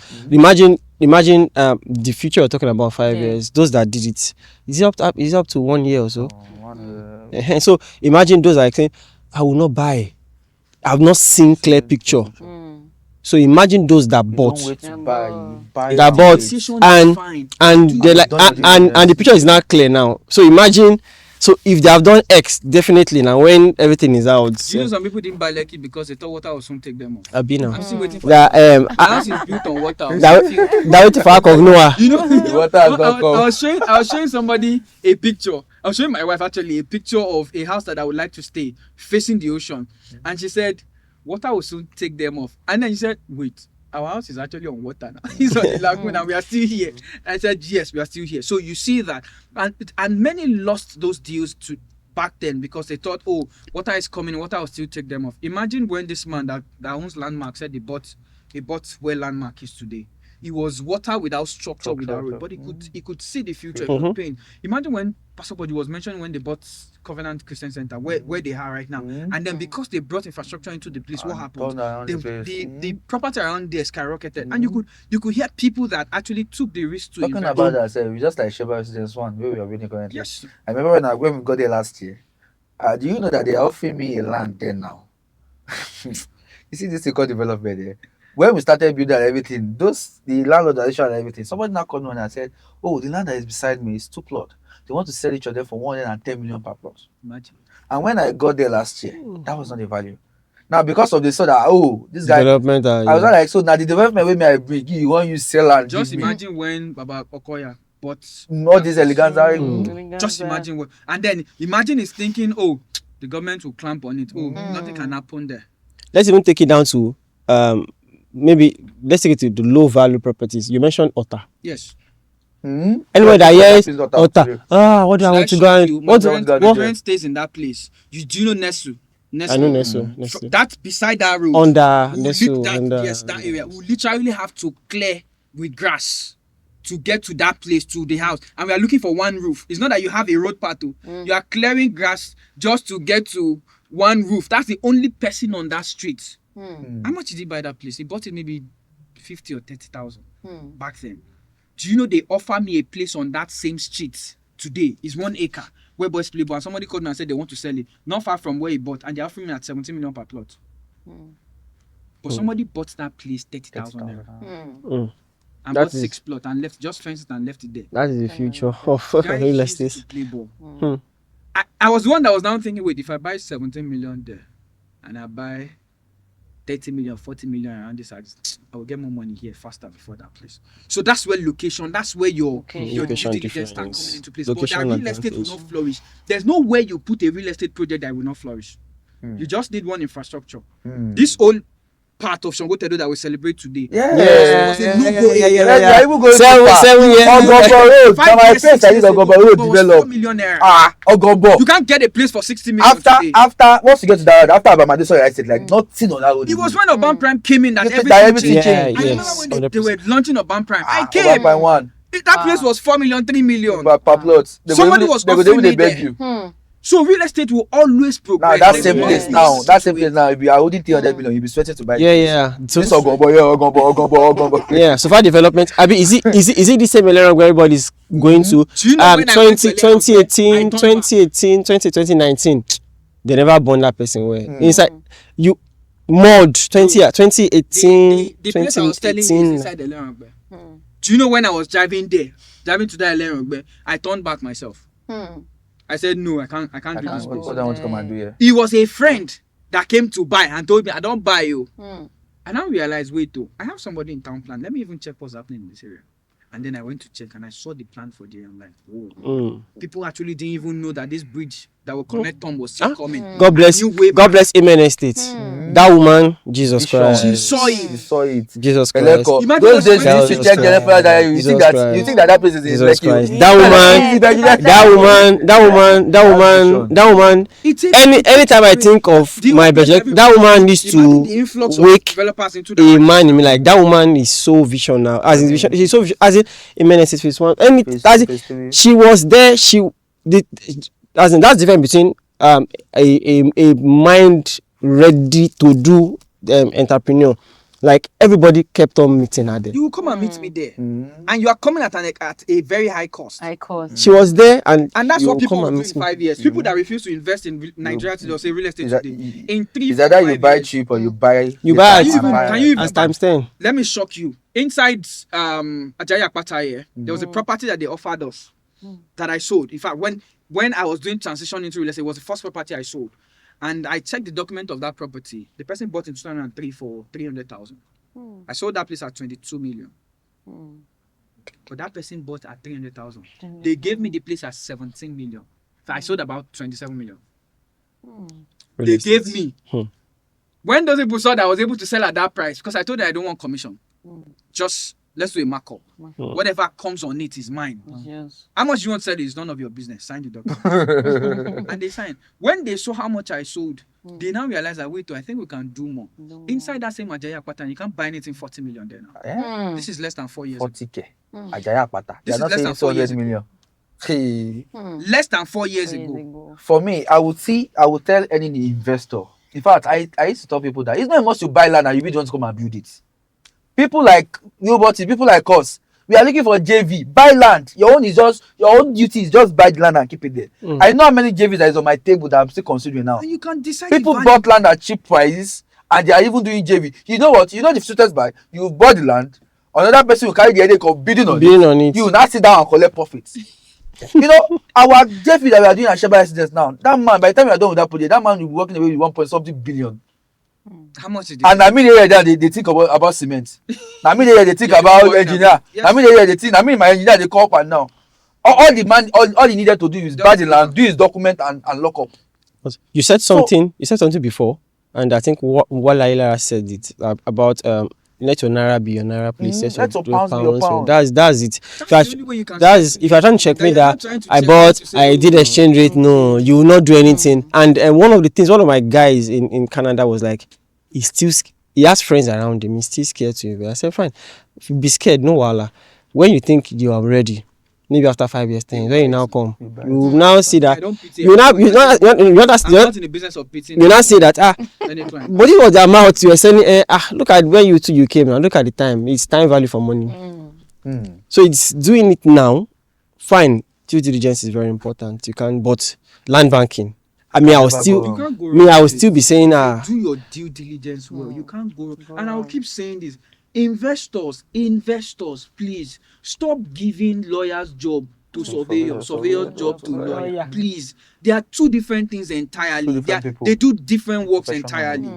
You say someone say my lawyer will check, and then it goes wrong. You now say your lawyer. What did your lawyer do?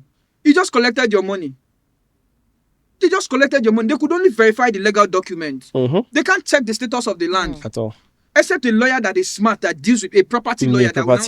Let me get the service of a surveyor involved. Get the right people involved to do the right job for you, and you will not fall into trouble. Okay, so I think we've had a good conversation. Yes. I just have 2 more questions before we round up the session. Number 1 question I have is buying land and buying house. What's your take on it?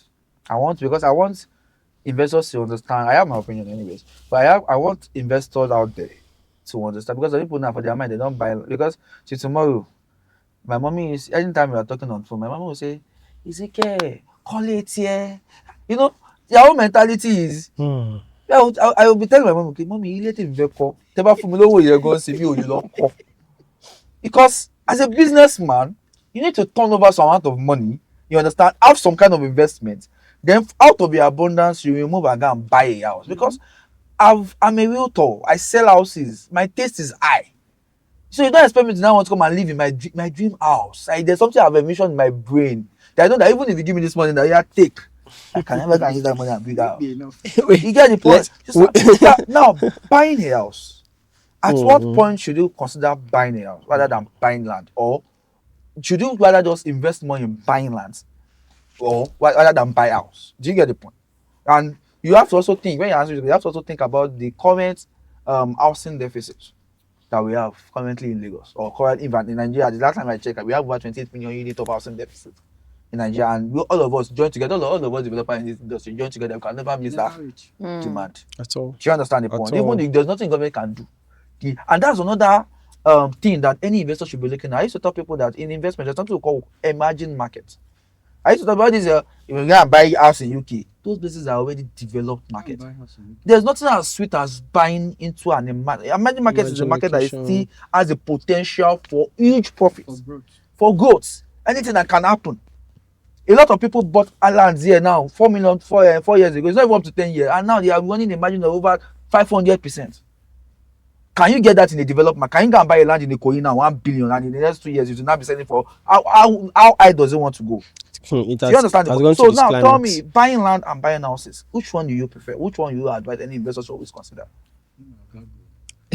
Why do you push me and go front? So, okay, buying land and buying houses. So, I'll take it. We're talking to clients, so we're talking on investors' point of view. So let me leave it to investors' point of view. So if it's an investor that is keen on, okay, fine, I want to turn over cash flow, I will say, fine, get an apartment to buy and start getting your cash flow. But if you're someone that wants to just you want to invest for a long time, do land. So the purpose has to be clear first. Yes, it has to be clear. Know why you want to invest first. And if you're an investor, they are looking at, I want somewhere to always come to stay when I come to Nigeria. They could talk to you, Sheba. They could probably roll a mortgage plan with you. So why they have a mortgage facility that can take off the payment, so that it doesn't be a pain in the ass for them to pay. They could just press for 12 years, 20 years, mortgage will pay you your money. You have yours for you to deliver. So I just did it in 3 phases. So if like I said, it's going to be, I'm answering it on an investors, because if I want to break it down, it might go a little. Yeah. So it's basically is your why should direct your investment. Exactly. Yes. So if you have 100 million naira, the question is, what do I want to achieve with this 100 million naira? Do I want to achieve a constant cash flow? You understand? That will determine, that will channel me to the kind of investment I should do. Or is it something that I can just put somewhere and look away? Yeah, look away. So because a lot, and again, one thing people used to do is, a lot of people want to come and do land banking with impatience. Yeah. So that the kind of client they will call you, Ezekiel, that my land, please, can I sell now? What is the value? You invested in 1 year, in 2 years. What is the value now? I don't even blame some of these investors. I won't lie. We say we cook yesterday, because in the bit of probably marketing to them, you already raise their expectation. Exactly. You understand the point? And by the time you raise their expectation, after 2 years, they will call you. Ezekiel, hey, that my land, I suppose don't enter 10 million. What's the value? So I have issues. Forgetting to tell them that patience. When it comes to land banking, if you want to enjoy land banking, buy and go and sleep. That's it. Just assume that land is just there, and you just know that, in fact, even if you run into issues, that should be your last resort. Like, it should not even cross your mind, because at the end of the day, by the time you start reaping the result, you will not even remember that you bought this land at so price. You'll just come and knock your door one day, and they'll come and be telling you how much do you want to sell this thing, and you will determine your price at that point. Also, do you understand the point? So, Sans, what do you think? Land and house. Real estate companies, we've actually created an issue in the market. An issue in the market in the sense that there is an expectation of the clients, and we don't tell them the truth. That we are not raising investors, we are raising property buyers. They are two different things. So there are people where, if you want to invest in real estate, you should be thinking like an investor. You're not thinking to say, I want to make money in 3-4 years from now, because if you really want to make money, you should be thinking long term. And house and land, they are two different purposes. Like my Oga said, it depends on what you are thinking at that point in time. If I want to make money in the long run, in 2-3 years, I should be thinking about buying apartments that I can use for services, short-let services, or I could easily rent out, make my money annually, and then go. That's what I'm thinking. But where I think where you're coming from is buying a place to stay personally, buying a house. The truth is this: if you have the money, buy it. You can decide to sell it. It's just that the value might not be what you're expecting. But if you're thinking of real estate, I will tell you, buy land. Land would give you more capital appreciation, and that's for capital appreciation. Land will give you more capital appreciation compared to you buying a house. But also the purpose matters, because if I buy a house today, it might be for me to stay with my family. For me, that's why you're buying the house. I can buy a house to say, oh, I want to make money from this project, or make money from this, and then I'm looking for locations where the rent will be high. I can make good money from it. Compared to you can't compare somebody that owns a rental house in Lekki to somebody that owns a rental house in Okwaja. At all. The value is different. The interesting thing is we actually spend the same capacity building that house. The only difference is the land value. The blocks on it, every other thing is the same. But the rent value is it differs because of the location. So if I am looking to invest in houses, I'm thinking of location. Location is very important to me. If I'm looking at investing in land, I'm also looking at location. But there is no location you want to buy with land that you will get it wrong. There's no location. In 10 years, 5 years, it might not be as high as another location, but there's nothing that you know. There will be an exponential increase. Yes. There will always be on it. So on both ends, they serve different purposes. Okay. Thank you so much, guys. So finally, before we go, as real estate developers, as businessmen, one of the bottlenecks in our business is funding. So I'll throw this question to you guys. I'm an investor, and I have billions to invest. Let's say I have 10 billion naira to give both of you. I can either give you the 10 billion or I give you 10 billion now. Would you rather give me equity, or you take that 10 billion as loan and refund the money to me, or you take it as an equity and tell me your reason. If I'm taking equity, I'll still refund the money to you. You know, if you don't have to refund the money to me. It's just that I'm not under pressure to refund the money. But you're not. It depends on the equity that we're talking about. The equity you're talking about, you give me a share of your business now. Okay. You can decide to say, okay, I'm giving you 10 billion in exchange for 40% of Providence sum. 40%. Hello. For 10 billion. Hello. Why you they shake your head? So tell me, I just want to hear your opinion. So it depends on the use of the fund. We need to also understand that when it comes to seeking capital, capital is very, very important to business, especially when it comes to real estate. It's way important. Thanks, Steve. You can mitigate your risk level by giving out part of the company, which I advise people to actually do that if you have to do that. But there's a level that you have to get to for you to be able to do that.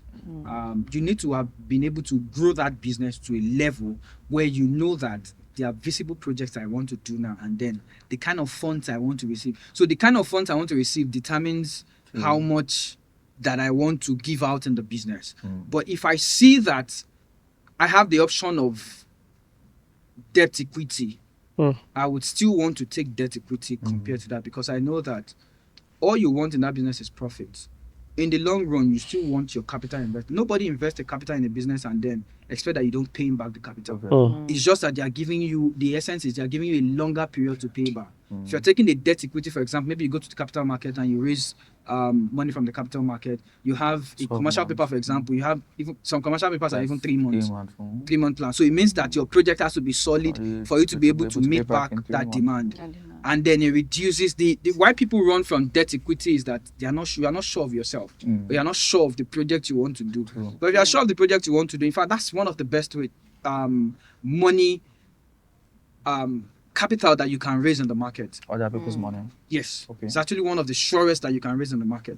It's not a bad idea that you leave out a certain percentage of your company, but grow to that level first. Grow to that stage where I know that if I'm running on 6% of my company alone, I know what that will do for me.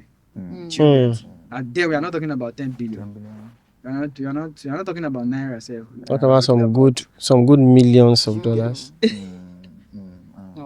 You have anything to say to that? Yeah, I'll just for me it depends on like what he has said it all, but I'll just try to add one or two to it. And for me, I would prefer not somebody having anything to do with my company. Just you give me we have an agreement. I would only seek for a longer payment period of time. A longer repayment period. Then I pay you back your money. A longer. If it works for the person, then good. Because I don't want to go deep into that because the topic really talks to me kind of, but I'll prefer so far I have a solid project to do and I can pay back easily with what you are giving me. I'll only seek for a longer payment plan. Because many companies are shut down based on equity. You need to also understand equity is very good. In fact, that's like the easiest and the best structure. Yeah, because a lot of us, we don't see the future before we go into it. And the future might now be, most times, if the businessman, the visionary of the business has the zeal, the mind, the capacity, is ready to do the extra mile. And at some point, you just boom. And if you go blow, you can't go blow. And the person goes just a way to say, okwe. And when you're now paying back with the equity of what you have signed for or more, Yoruba will say, that kind of a thing. See, but let's be honest with us, especially tech companies. Most of the tech companies are paying their investors. And you just say they buy it out, they come and. I think my own opinion before we round up is just basically me. I just feel debt is always cheaper, anyways. Very cheap. You know, for me, I don't mind diluting my shares, but like you said, it has to be on the money that is worth it. Yes. Money that is even enough to scale up the business itself. Money that will catapult the business from 0.0 to 0.100. So that's why you yourself have to have been able to do some solid job on the business first. At that point in time, the value is not what we just threw to us 10 billion. If I do 3-4 obviously before anybody wants job on it for you, you don't value your business. Now you have to the first step is valuation of your business first. Do you get it? You yourself has to even know the value of your business because if I do solid project, 3 or 4 solid projects, I don't cover that figure. Yeah, because my mindset is I'm doing C of O on my project now myself. So myself, I know what I'm looking at. Like having COOs of land properties on my Yes, name. now ma don't be. So If it's money for your own phone. so Oh my God. if you are saying you imagine someone that is like when you see this documentation being perfected, you just be like yes. Nice, But if you know that yes, okay, I got X, I'm just giving back in maybe it's 4 years time, 3 years time. You are working for yourself, you are working for your future, and you are doing the needful. Paying back definitely will be easy than you are indebted to someone maybe for life. No, you, That you, kind you of a can thing. you can have in your clause a buyback clause, buying back your shares back. It will not be So- it will not be cheap. That one is convertible You shares. get it. sorry. It will not be cheap at that point. Exactly. It will not be cheap. Beautiful. So this has been an honest and powerful conversation, and all thanks to Mr. Samson and Mr. Yemi for sharing your success story with us. So before we wrap it up, I want you to give one advice to the young people out there that are trying to start something for themselves before we wrap it up. So let's start with Mr. Samson. I actually wanted to say give up, but I was Now who Give give up? up, Now who give up? Fuck up. But really, giving up is not an option. The system is very tough. The economy is really hard. Let's be honest with ourselves. Yeah. As much as you think that you're floating, you're a businessman. You posted something recently and you said Monday you have this level of amount and by Friday, and I said, okay, wait. Monday morning you have 4 million in your account. By evening that day, you don't remember 50,000. Don't worry. As an entrepreneur, and individuals that are working in organizations also trying to get one or two things, it's very, very difficult for everybody. The economy is really, really telling on everybody, both individuals, business owners. So we need to understand that, but at the same time, still not an excuse for you to say that you would give up. It's not an excuse. The mentality to keep fighting is one thing that makes a champion. Once you can put that mentality on yourself, you know that no matter what happens, if they say it's dry season, we'll find a way. I wanted to use this, but I will not use that. I said no matter the economy of a jungle, you will never see a lion eating grass. That's I don't say much. Before, but then always have this mentality to say, and when we talk about mentality, it's very important to say that no matter what is going on in the economy, I would always find a way out, and I'm not giving up. So I think with that, I'm good. So you can then decide to give up if you like. Okay, Mr. Yemi, let's hear. So I'll pick it from one of the angles that used to drive me as a business person. That Igbo apprenticeship. I love it. I love it. I think there was a movie they did back then. Is it? This Inanna guy. I don't know. He did a movie that cut across that mindset. That So I will advise anybody. It's never too late to get a skill. It's never too late. Get a skill. If you are still young, listening to this podcast anyway, get a skill now. I know definitely everybody wants to be tech savvy, tech guru, content clinical, but please get a skill. Like I used to connect it to my story. If I haven't gotten that that skill, that little skill that really pushed me to where the little thing I'm still doing now. So and as a young person, you can't afford to be lazy. You nobody wants to work. Nobody wants to be on their seats, putting your AirPods on their heads, with their laptop. They don't want to go out. They want to be online making money. Fine, it's good, it's good, but you can't leave that skill part. Look at the Japanese. Look at the Chinese. Look at the Lebanese. Look at them. Look at the Philippines. Their skill still gives them money. And one of the ways that the Chinese build their economy, fine, they are tech, but look deep down to Chinese. Look at the Chinese, look at the Japanese guy. Their handcraft, their skills still keep fetching them something. So to anybody listening to this, please, you can't afford to be lazy.